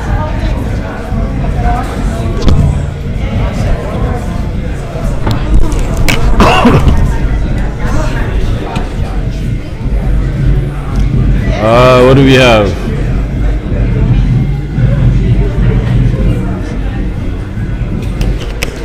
I'm joined once again by St. Augustine MP and Shadow Minister of Local Government, Khadija Amin. It's good to have you back, Khadija. Well, a lot has taken place since you were on here earlier, so what's your feeling like? I think congratulations are in order for the leader of the United National Congress, the Honorable Kamala Persad-Bissessar. It is clear that the UNC has won in this elections. The UNC has won a number of seats that we did not have before. The UNC has retained all the seats that they had before, but we also made inroads, significant inroads into areas where we do not traditionally win. What is also interesting is that some of those seats fall in seats that are considered marginal for the general election. Yes. And so it is very telling that the next general election, once the trend continues, this country's government can switch hands. I can tell you right now we are waiting for final results from some of the seats in Tunapuna region. We have reports of the Santa Margarita area where we have Peter Nero in Santa Margarita losing by a very small margin, either one or three votes or something like that. Again, we are waiting for final results, but that is significant. We won that seat in 2010. We have not won that seat after 2010, and it speaks of volumes in terms of Tunapuna constituency as a marginal constituency that could make a difference in government. In the Orzonville area, Orzonville is one of those seats I think we lost by 900 votes on the last occasion. Our candidate there, Miguel Lachman, has been a fantastic candidate on the ground. Orzonville, Tunapuna is considered to be the PNM's stronghold in Tunapuna. Clearly, Miguel Lachman has proven that to be wrong. I think he lost by less than 100 votes from the preliminary results. We will be looking at these seats to see if we will have recounts. But I think congratulations are in order for Miguel Lachman. We also have this Blancheshire Santa Rosa seat where Sherry Smith lost by about 80 votes again. In that seat, the UNC was lost by more than 600 votes on the last occasion. Sherry Smith clearly made inroads, and we say congratulations to her. That seat, of course, is part of the Arima constituency, and it tells us that Penny might be in trouble. the Blanchisseuse area, the Santa Rosa area, Maturita, Pinto Road area, and so on. Those are areas that were considered traditional PNM areas. So I want to say congratulations to Sherry Smith there in Blanchisseuse. We also have the Five Rivers seat. Five Rivers is a seat that we won in 2010. We have not won again, but I understand the margin there is less than 100 in terms of difference. Jamie Hussein is a homegrown candidate. She's from Five Rivers. She has done really well. And I want to say congratulations to her. Once again, we have made inroads, significant in that area, inroads there. I saw the results for Macoya Trin City. Macoya Trin City has an NTA candidate, and from my observations of what the NTA candidate got and what the PNM candidate got, they made significant inroads there. They got 1,430 votes, and the PNM got 2,260 votes, and they have closed the margin there in terms of what the UNC would have gotten before. Ryan Ramsewak was the candidate there, and I think he did a fantastic job along with the members of the NTA led by Mr. Gary Griffith. So we say congratulations to him. We are waiting for some more results, but from what I am seeing in Tunapuna Piako, Five Rivers, I have confirmation here, they lost by 49 votes. Yeah, wow, that Less is than close. 50 Yeah, votes. that is close. So we have those results coming in. We have Maracas, Santa Margarita, where the UNC got 1,673 votes, the PNM 1,714, and the PEP 162. So we have, again, very, very close result, and some of these we will have, we must say it is credit to our candidates and their ground effort. I think our leader led a very grounded campaign, and so we see the results coming in. I want to say congratulations to Seema Ramsaran, our candidate in Valsayn St. Joseph. The UNC, our candidate, got 2,458 votes, while the PNM got 1,576 votes. Seema Ramsaran is the councillor for Valsayn St. Joseph, returning. That includes the Bamboo and St. Augustine, Valsayn South areas and so on. Those areas, you recall, were devastated by flooding. Yes. Seema Ramsaran has been an excellent representative in that area, and clearly the constituents showed confidence in her. So I want to say congratulations to her. We are getting some more results, but we are hearing the rhythm section outside. Yes, it's very active outside. Many of our supporters have gathered out there. Perhaps we can, is it possible actually we can take a view of what's happening on the outside? Oh, okay, all right. Yes, I think it's good for us to stay away from the noise so we can clearly cover the results. We have some more candidates here. We are seeing in Curab Page, we have Jalen Ruknarine, yes, where the UNC got 2,462 votes, and the PNM only got 891 votes. So more than double. So we congratulate Jalen Ruknarine in Curab Page. We also have Kelly Village, Warrenville. That is also a part of Tunapuna Piapo Corporation, and the UNC got 3,414 votes, and the PNM got 362 votes. Yeah, you know, so that is more than 10 times the number of votes. What is significant in this region is based on the number of votes that we have from the UNC and the PNM. We have proportional representation, and we will have the aldermen being awarded based on the number of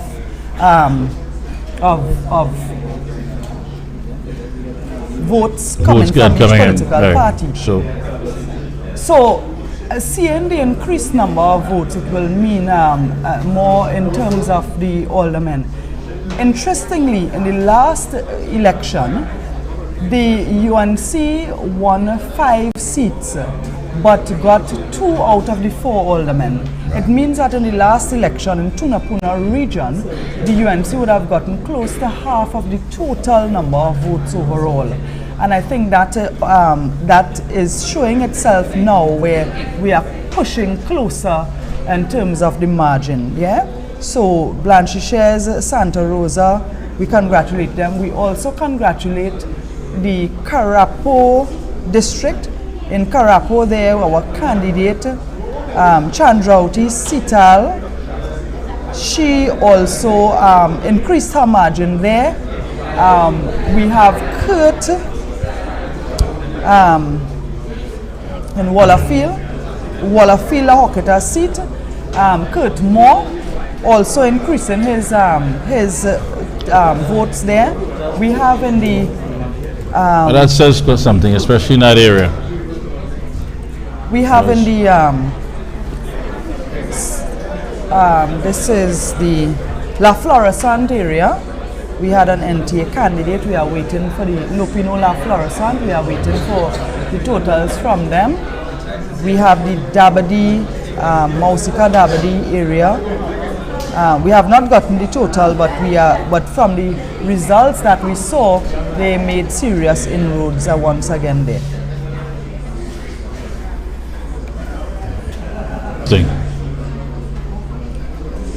We are waiting as more results come in, but I think we have some of the final results from the Penal Debe region.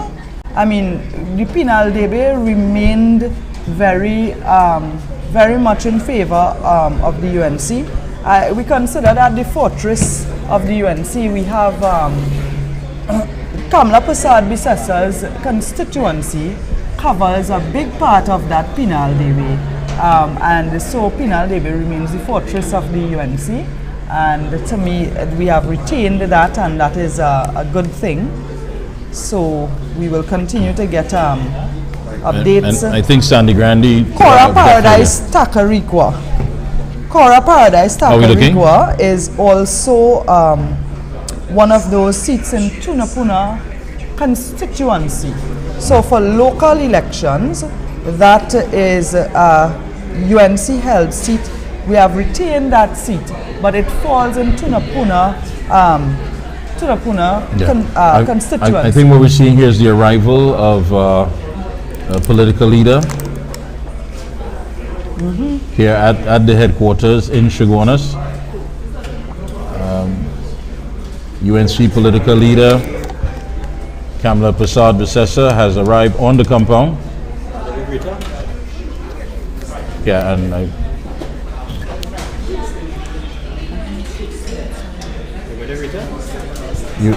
you going to greet her? Yeah, I believe Miss Sami. Rita and yeah.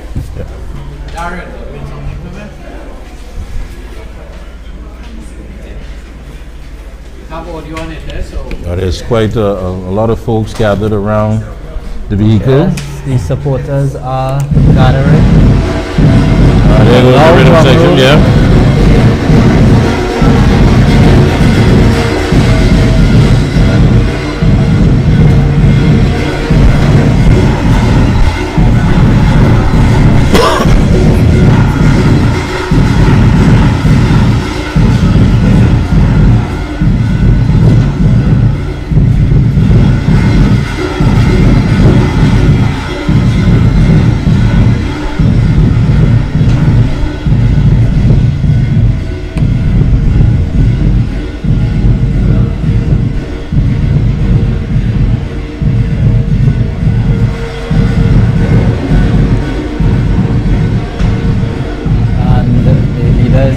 Surrounded by some of our MPs. MPs, yes, and the media. Media and supporters as well. And some supporters, yes.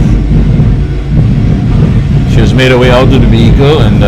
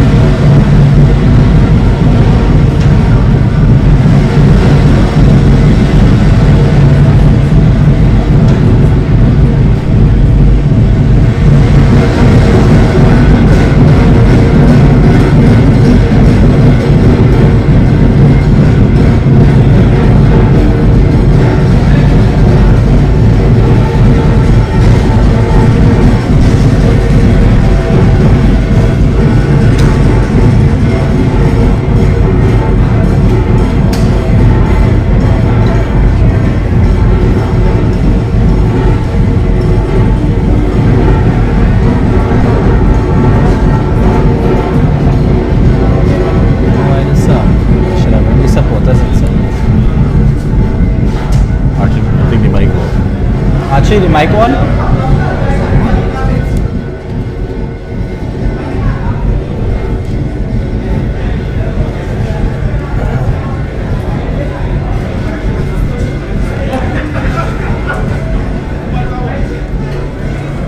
Come back. Sub in, sub out.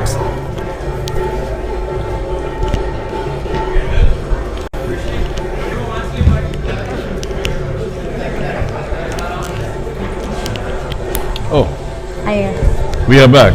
don't know if you noticed the slight change as I don't know, as I try to situate this mic situation.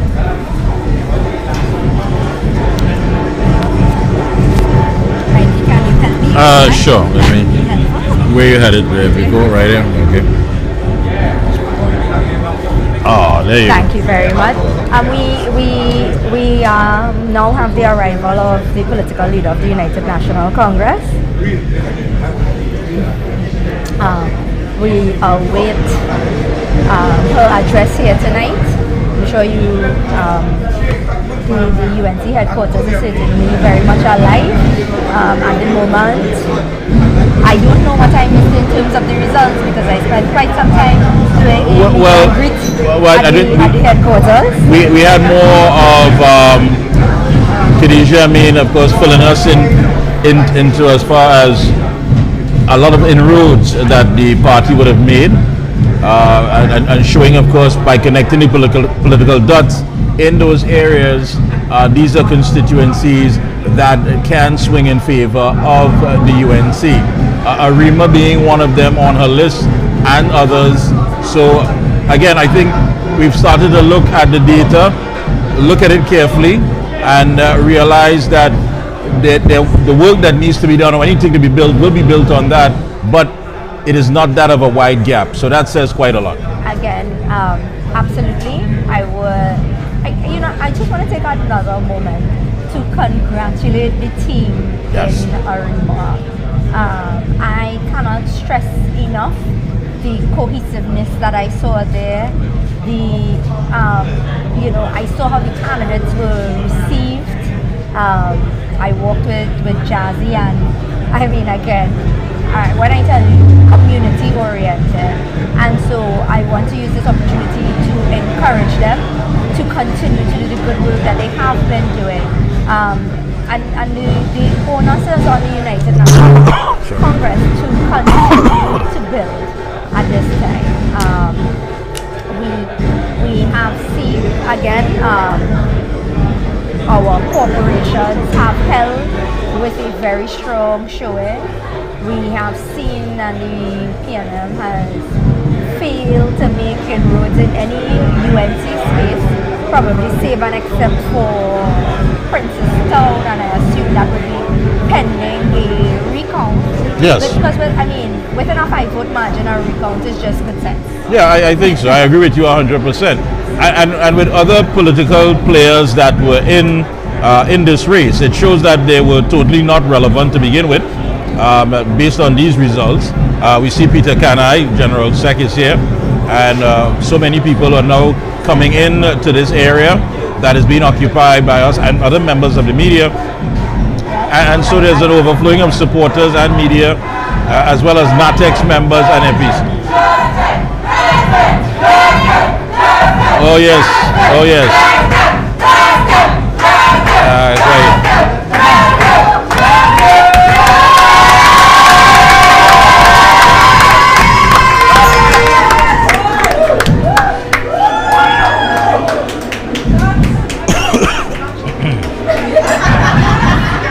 And speaking of the work of the community, I also would like to compliment my colleague Vandana Mohit, who did a significant amount of work within Nachagona's East space, where we have some new candidates coming in.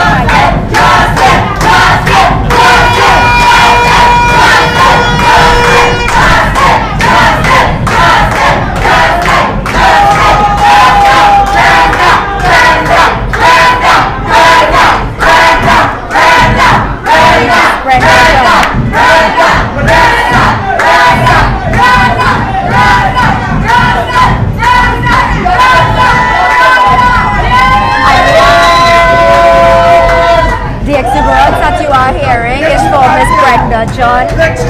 Victory party, very much so.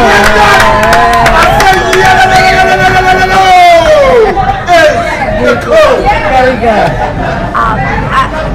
That's right, we put it throughout the campaign. Yellow is the code. And Would you mind putting up the results for could you put up the results for the two Shabonas candidates, Miss Brenda John, so that we can and I want to make it clear here that, you know, with the inclusion of Mr. Rishi Sunak into the PNM fold, they thought that they would make a difference here. So there you go. And so we are again congratulating Miss Brenda John in Enterprise South, Londonville North. Alright, a new addition into the Shabonas Corporation.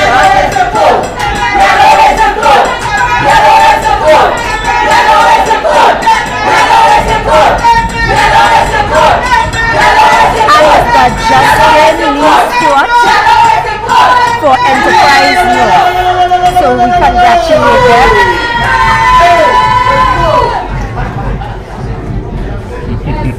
Yes, so again, I want to say congratulations to these two newcomers into the Shabonas Borough. I'm sure they will do extremely well. Justin Lee Stewart. Justin Lee Stewart, we congratulate him on a well-run campaign. Yeah, you wanna?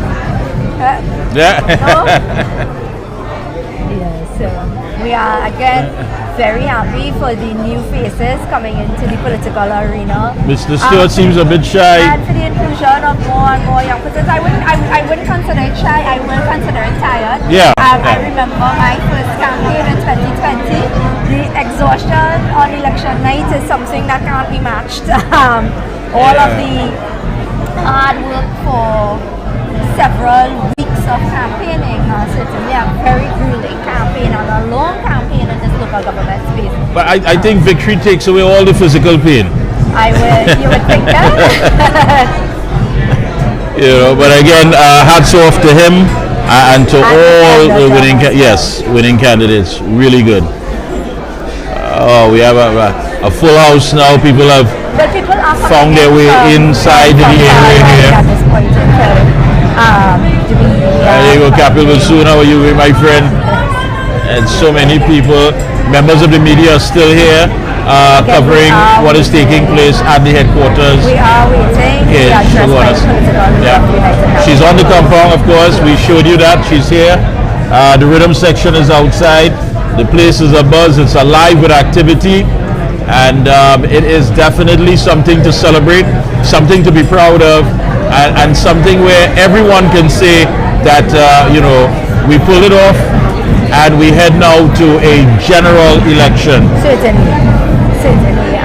The message of the UNC will remain the same. Let us work together to secure our communities. The questions of safety within our nation certainly remain high on priorities, first and foremost on the minds of citizens of Trinidad and Tobago. We understand that this is a local government election, but the United National Congress places such firm emphasis on representation that we intend to utilize the local government space to increase representation across the board for the citizens of Trinidad and Tobago. Yes, indeed. Yes, indeed. And I think with this enthusiasm is going to carry us quite a distance. And I think this was the shot in the arm that the true patriots of this country needed to understand exactly what their role and purpose is. And I think the objective, of course, has been outlined quite clearly now, Anita, that it must be about getting in and restoring good governance. Certainly. Again, we are facing a space where Trinidad and Tobago has seen no improvement in the standard of living of anybody in this country. I think anybody who lives in real Trinidad and Tobago cost of living is on the increase. The cost of keeping yourself safe has also been on the increase.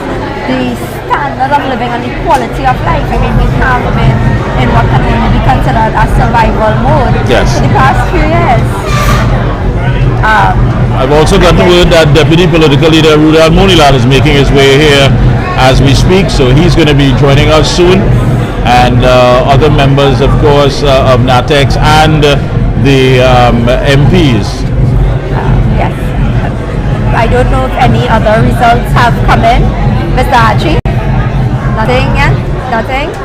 Yes, so, you know, as we stand by, I know we have certainly declared 7 of the corporations for the United National Congress.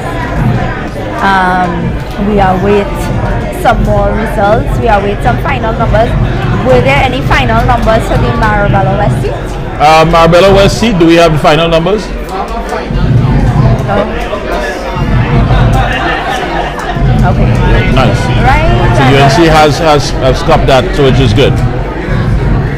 Again, I again would want to reiterate, while we had 2 political newcomers in the space of Marabella West with John Michael Alibukas and the Miss Merishaw, the Merishaw family has been a significant PNM family in the Marabella West space, so we want to use this opportunity to show the significant space that Mr. John Michael Alibukas would have covered to secure that win. Yes. Again, you know. And of course, Vanessa Kusi, Couva West, Roystonia. Absolutely, another newcomer.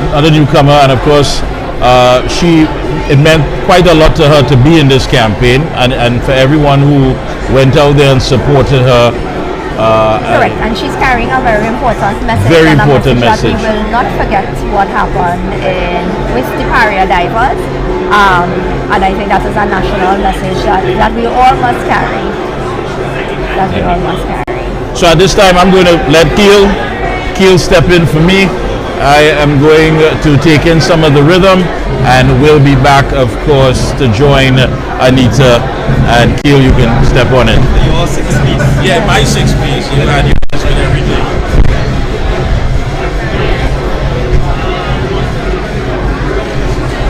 Alright, scenes of activity here. Certainly significant activity here right now. MPs starting to gather, supporters starting to gather. Very nice vibe, nice rhythm. Correct. Media anticipating the leader's address, I assume. Yes. I think all of the results are in now, and I think, Anita, it's more or less settled. At 7 each. Yeah. Yes. You know, again, the political pundits will do what they do over the next few weeks, but the policymakers certainly also have a very significant role to play in what we do moving forward. Again, across the board, politically, we will all be thinking about improving voter turnout. We will be thinking about increasing the enthusiasm, and we will be, again, very focused on running a policy-based campaign. And that's what I think, that's the lesson that we have to take out of this experience. Politics is about losses, it's about wins, but more importantly, it's about learning from your mistakes.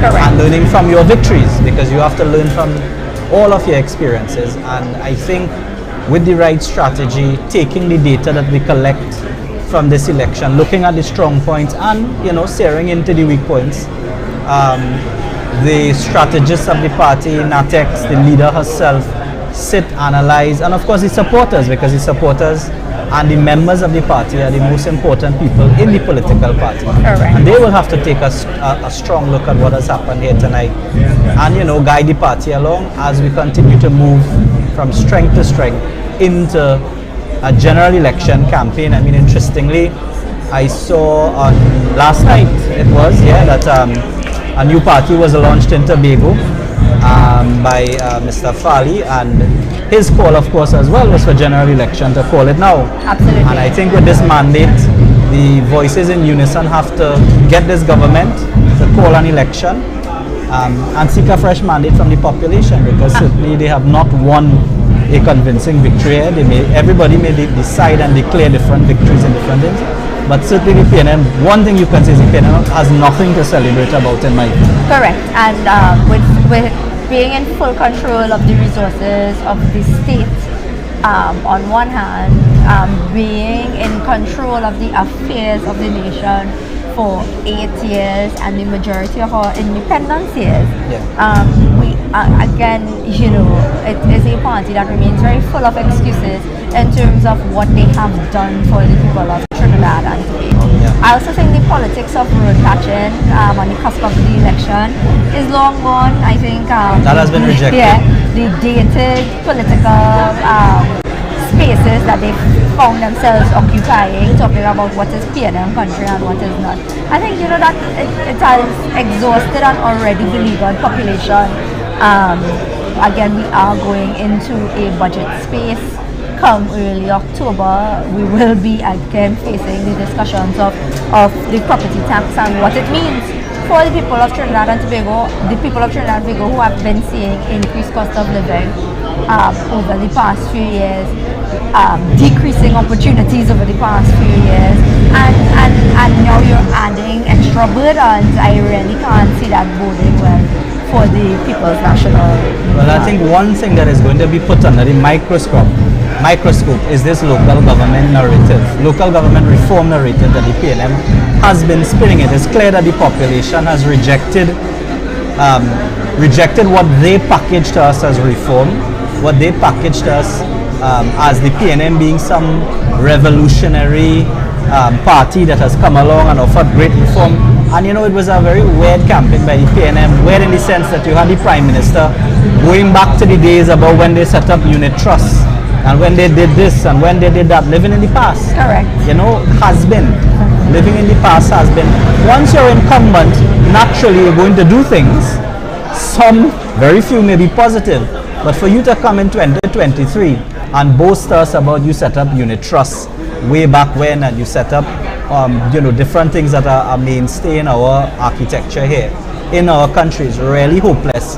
But it shows the population has lost faith in you to effect meaningful reform. I think that is what they should take away from that, and that is what the UNC should take away by essentially saying, look, we have convinced the population not to buy the PNM propaganda. I mean, additionally, they are speaking to a population that is very worried about its own safety and security, that is looking on at a collapsing healthcare system, that is looking on at a collapsing education system, and then you are coming to talk about the abstract policy making of reform without telling us what are the day-to-day realities, what changes are we actually going to see, what positive effects are we going to see.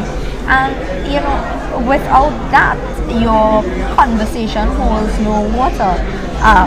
You are bringing to forward concepts, but you are not showing any delivery to prove your concepts, and so that's what we would be facing. We'd be facing again a very abstract discussion when people are saying we want an action-focused discussion, and they are unable to do that. It's been the UNC mantra for years: performance beats old talk any day.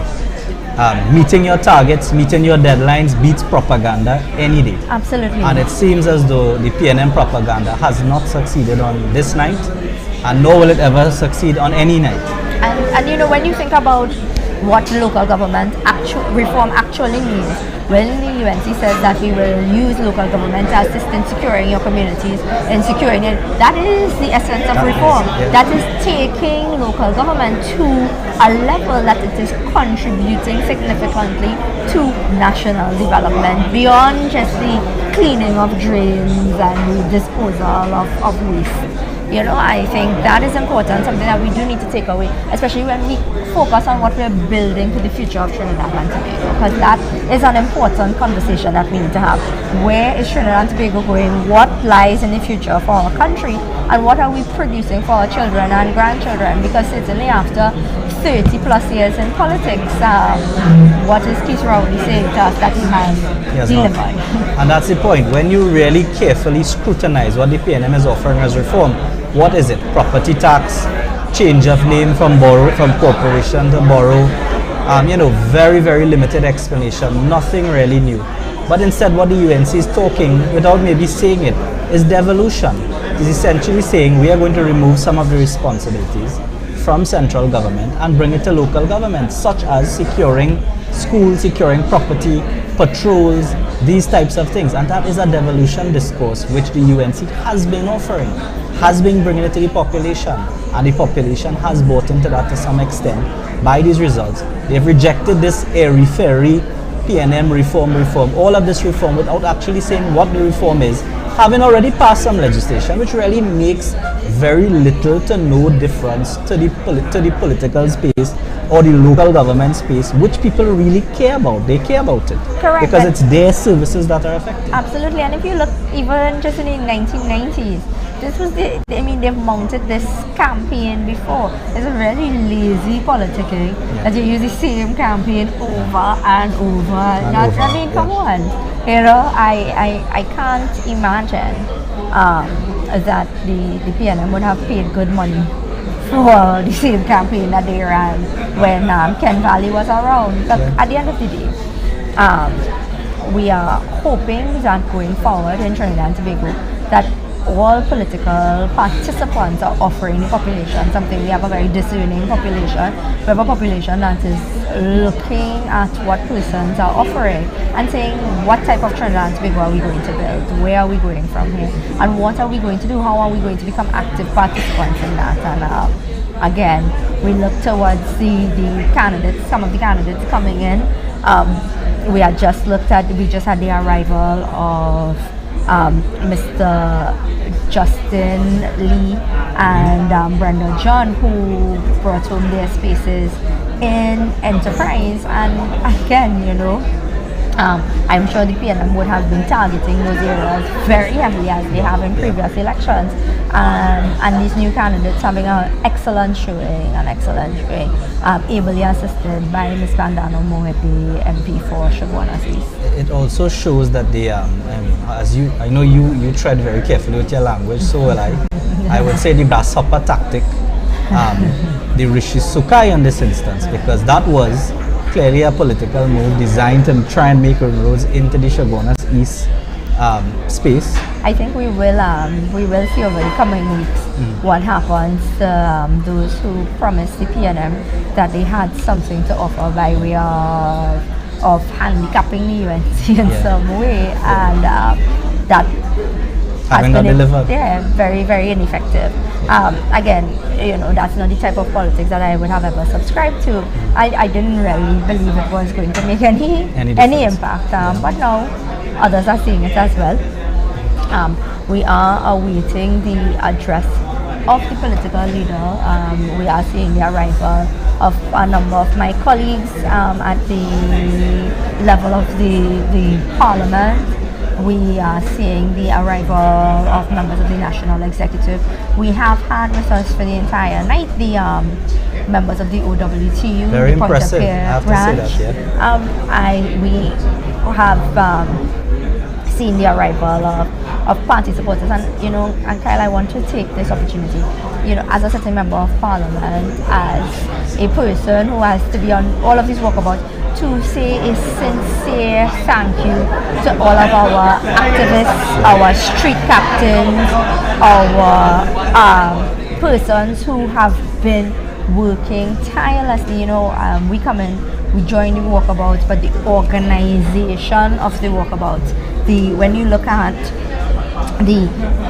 choosing the routes, the day-to-day canvassing, knocking on the doors, we depend on our activists, and they really have had an excellent showing here tonight. And you know, the thing is, the work continues tomorrow. Yes. The work continues tomorrow. We are celebrating here tonight, and everybody will get a good rest. But because you know, the UNC ran a Work Nation campaign in 2019, and we continue to do the work. The work continues tomorrow. So, you know, to all our activists tuned in, those of you who may not be making your way here because you are a scattered fan, why, again, congratulations to you. Congratulations on the work that you've done. We continue on our membership drive on ensuring that we have registered members of the United National Congress, because while we are looking at what impacts we make on national politics, what we do in terms of the building of our political institution in the United National Congress remains critical and remains the work of the active UNC member to do. Yep, the membership, the parties, the structure, the party groups, down to the ordinary UNC supporter who may not be a member. And of course, I would encourage anybody who is a UNC supporter to come down to the head office, get your phones, become a member, get your forms, become a member, and ensure that you play an active role in the party. As long as you had a conversation with someone and try to convince them to vote for the PNF, that is you helping your country, helping your party, and helping the national discourse to turn the country towards the reform, towards the policies and practices that the UNC want to see in government. And all of that, I mean, one conversation or two conversations anything can turn many people. Absolutely. And it is important that we continue to advocate and articulate the UNC message. I mean, it is clear, you could tell the difference between the two parties. We are concerned about your safety and security. The PNM is not, based on what they've said. We are concerned about the additional burdens such as property tax and other taxes that they may want to impose. The PNM is not. Yet while justifying property tax and saying that it is urgently needed, they take this length of time to give you your legitimate tax refunds. And that was something that came up. And I don't understand. You want the population to contribute. If you understand the tax system, part of the tax system is getting your refunds on time. You want to have efficiency in taxation, all of this new reform of BIR and Revenue Authority. And yet look how long you take to process refunds, and then coincidentally, of course, you decide you want to give it out on the eve of an election. It is a question with a lot of these things of political will with the execution, of how things are done. You know, we are having the discussion of taxation, and I want to reiterate that there is such a thing as the social contract. Yes. That if you as a citizen are required to pay your taxes, are required to do the right thing within the country, then government is required to give you at the very least basic service delivery. We ought not to be having a conversation about what road needs to be paved. The paving of roads should be standard. Yeah. We ought not. I mean, I have had a number of calls from persons in the Pune district in my constituency for water. Now imagine, for a basic necessity like water, we have to be looking at engaging in protest action. It is not the politics of 2023. It's certainly not the politics of the future, where people have to be protesting and exercising that kind of space to get basic service delivery. We really have to move past that. And that is the discourse that I think shows up the lack of credibility of the PNN. You talk about reform, you talk about all this, what is it that Mr. Rawi says, plant, machinery and all of this that you want to implement, but you're failing at basic services.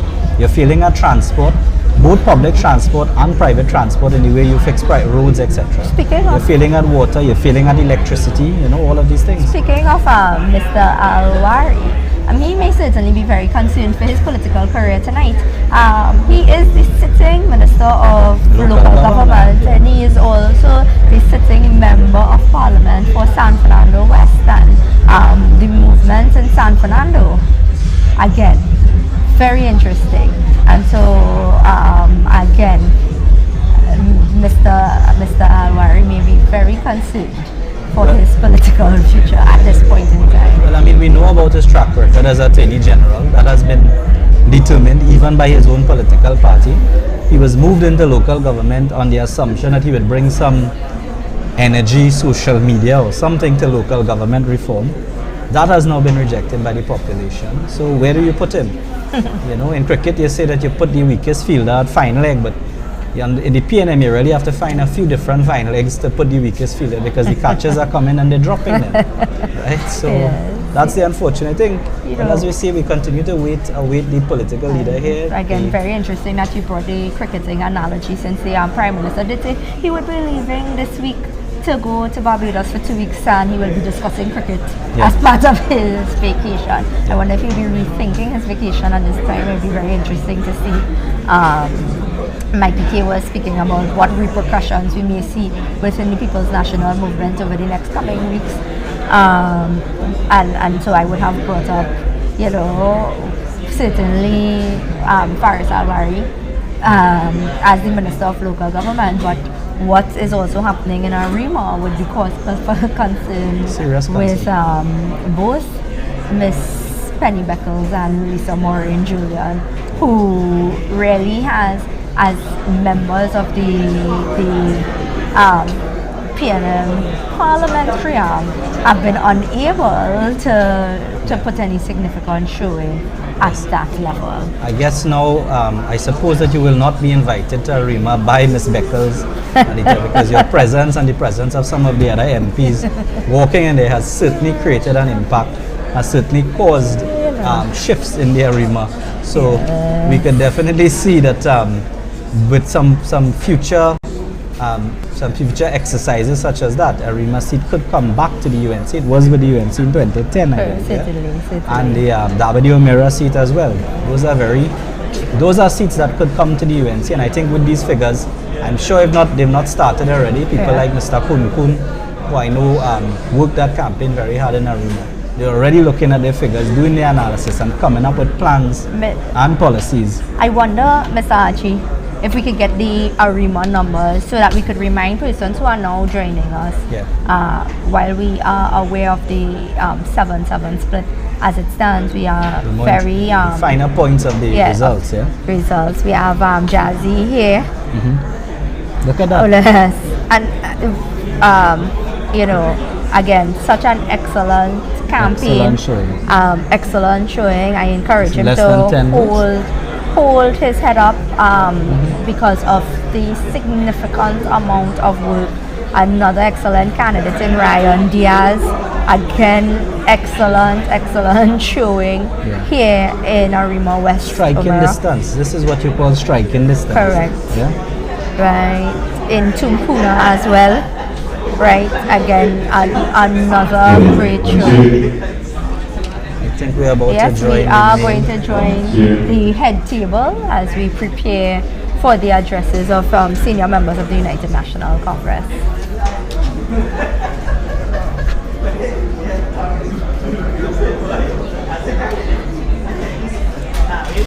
Yes.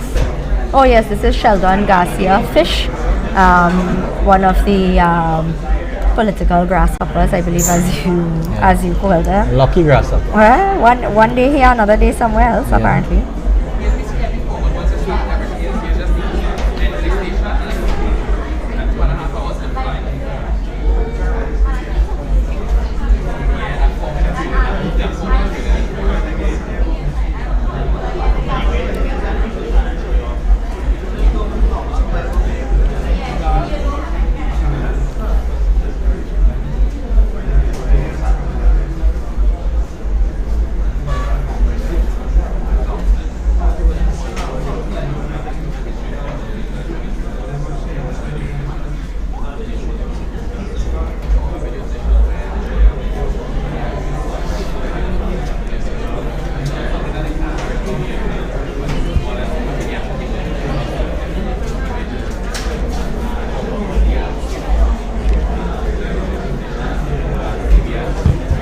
Deputy Leader John.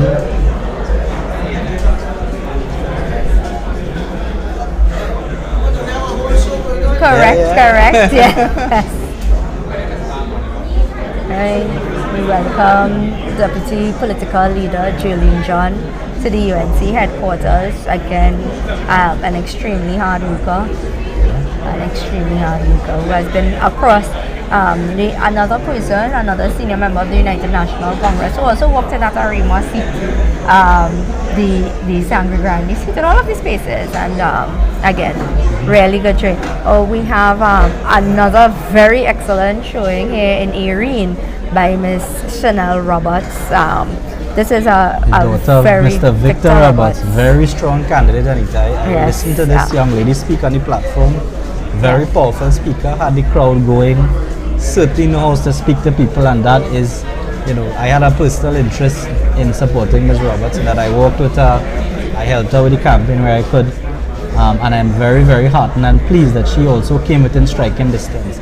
And I think next time around she will bring the victory home. Absolutely. She has a bright future in politics. Yes, I also had the opportunity to hear her speak, and very impressive young lady. She speaks facts, not fiction. Is that a plug? Yes. Is that a plug? If we can get some more of the results on the screen while we await the address of the political leader. Oh, we have Macamillion joining us, John Michael, Ali Bocas.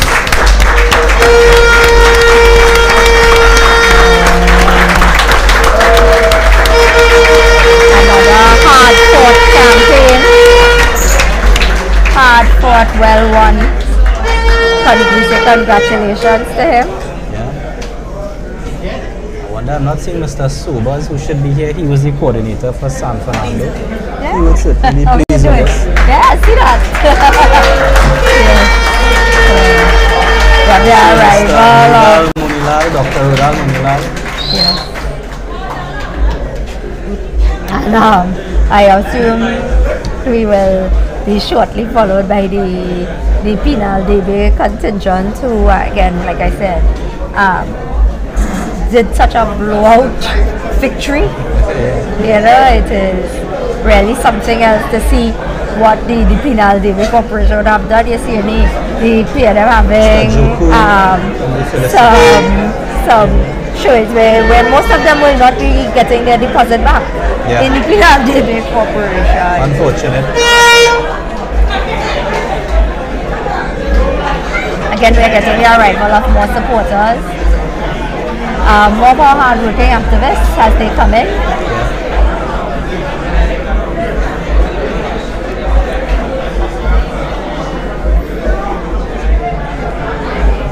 I think the stage is now set for the political leader.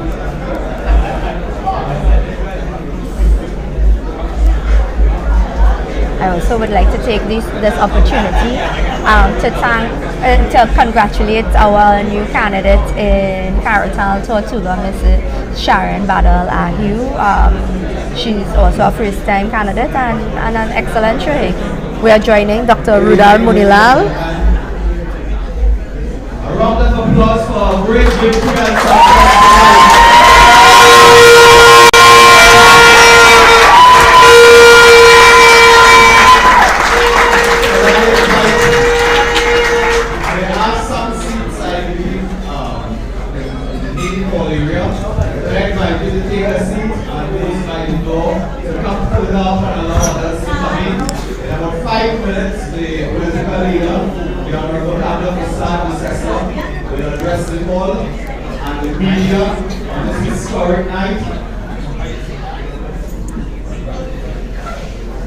Ladies and gentlemen, could I invite you to stand to welcome the political leader?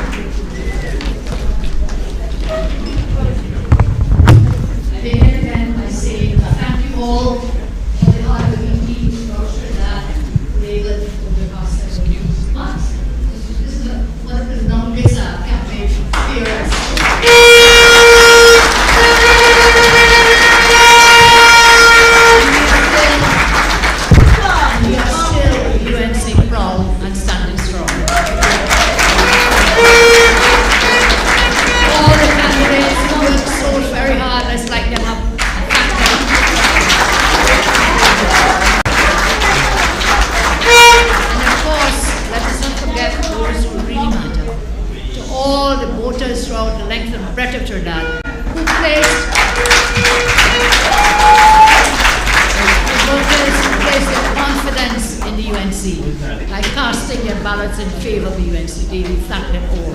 Thank them very much. For those who did not come out to vote, and to those who may not have voted for us, we thank them too. And tonight I promise that we will work harder to bring home the next election whenever it's called. We work harder because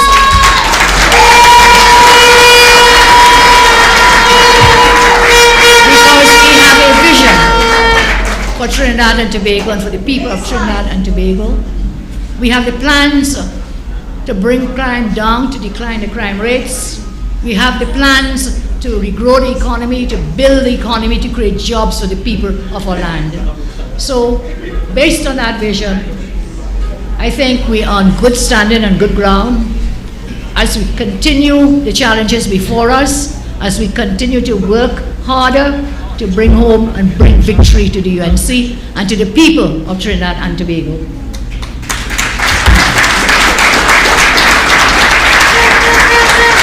The Sangre Grande team and the Sangre Grande candidates, in the last local elections, we had 5 out of 8 seats. Today, we have 6 out of the 8 seats.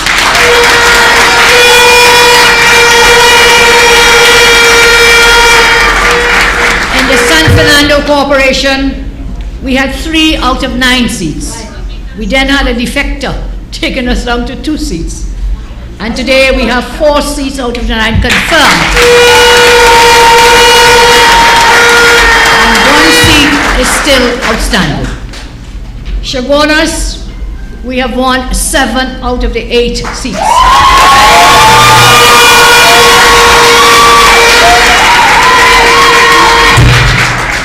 In Cuba, we have won all 14 out of 14.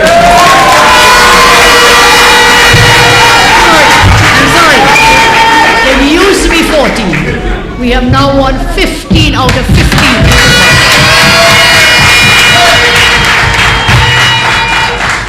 In Mayaro, we had 5 out of 6. We now have 6 out of 7 seats in Mayaro. In the fortress of Pinaldebe, we have returned 10 out of 10 seats.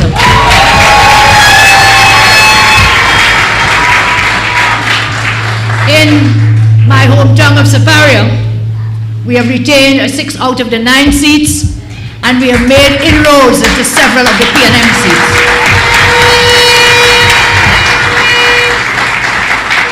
In Princestown, we have confirmed a 9 out of 10, and 1 seat is still outstanding. In the Tunapuna-Piarco Corporation, we have won 5 out of 16 seats in Tunapuna, but we have made tremendous inroads in strong PNM PDs in the Tunapuna Corporation, and in some cases the margin is so small that I believe that my colleagues from Tunapuna will request recounts tomorrow. In Samuel Aventil, we have retained our 2 seats. In Arima, 1 out of 7, and we are still awaiting, 1 out of 7 we had, and we are waiting results from some of the other seats in Arima. In Diego Martin, we have made tremendous inroads, and we should retain the post of alderman. In Port of Spain, I don't seem to have those results there. So, look, we have increased our seats in Grande by 2 more seats.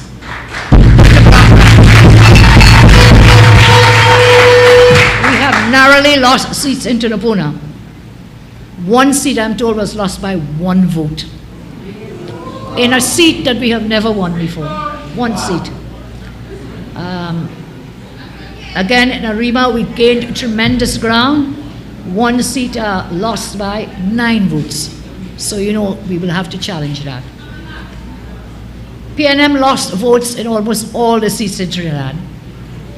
And then we have gained in traditional areas, PNM areas, we have gained in those seats, many of them very, very close margins. In Diego Martin, the accommodation gave the PNM a run for their money in Diego Martin.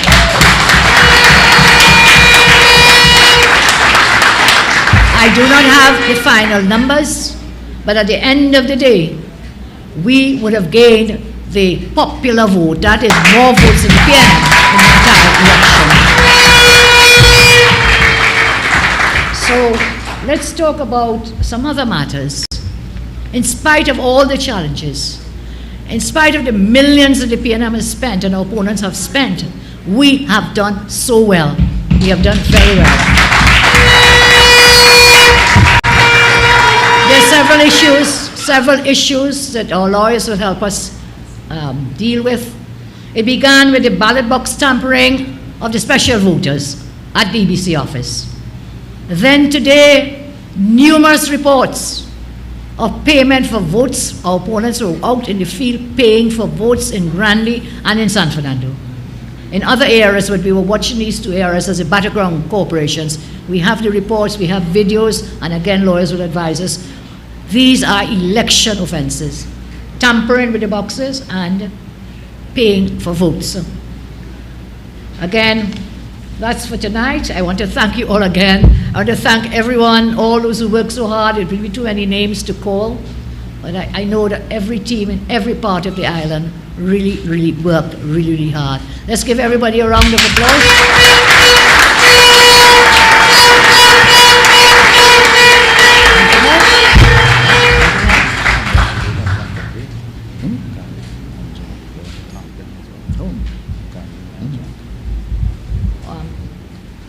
And let us not forget our accommodation partners. Captain Gary Griffith, he gave him a run for his money in the north. And Mr. Jack Warner on the corridor, working with Jillian John, our deputy, they really gave them a run for their money. So to everyone again, thank you. Don't leave. Enjoy. Oh, the OWTU, yes, of course. Mr. Jackman is here. Let's welcome him.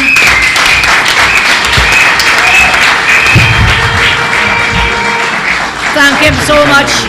Thank the OWTU for the hard work they put down in those areas where they were working with us. And the National Executive, the MPs, the senators, there's so many of them I would like to thank. And I know I sent 3 small boys into San Fernando. These small boys really work so hard. So I talk MP Rataram, MP Barry, MP Saddam, and together with the small boys, we had a big girl, Khadija Amin.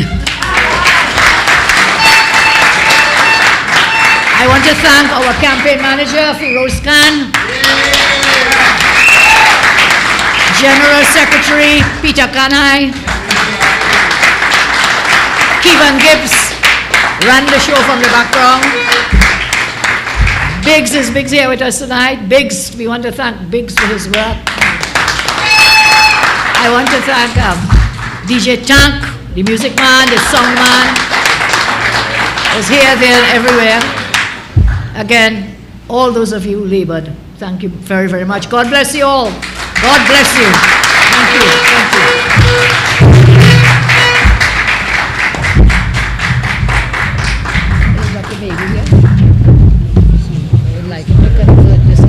Press release, you know. Just ask if he's here. Ask if Kirk is here, maybe.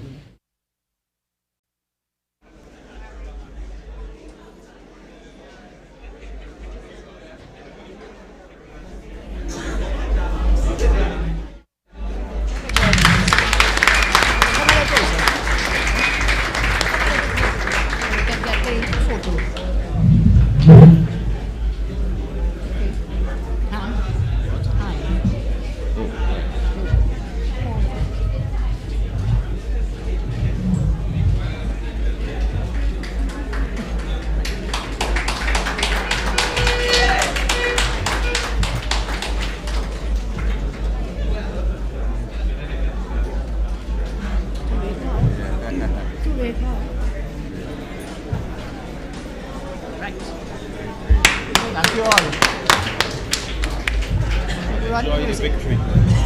Enjoy the victory.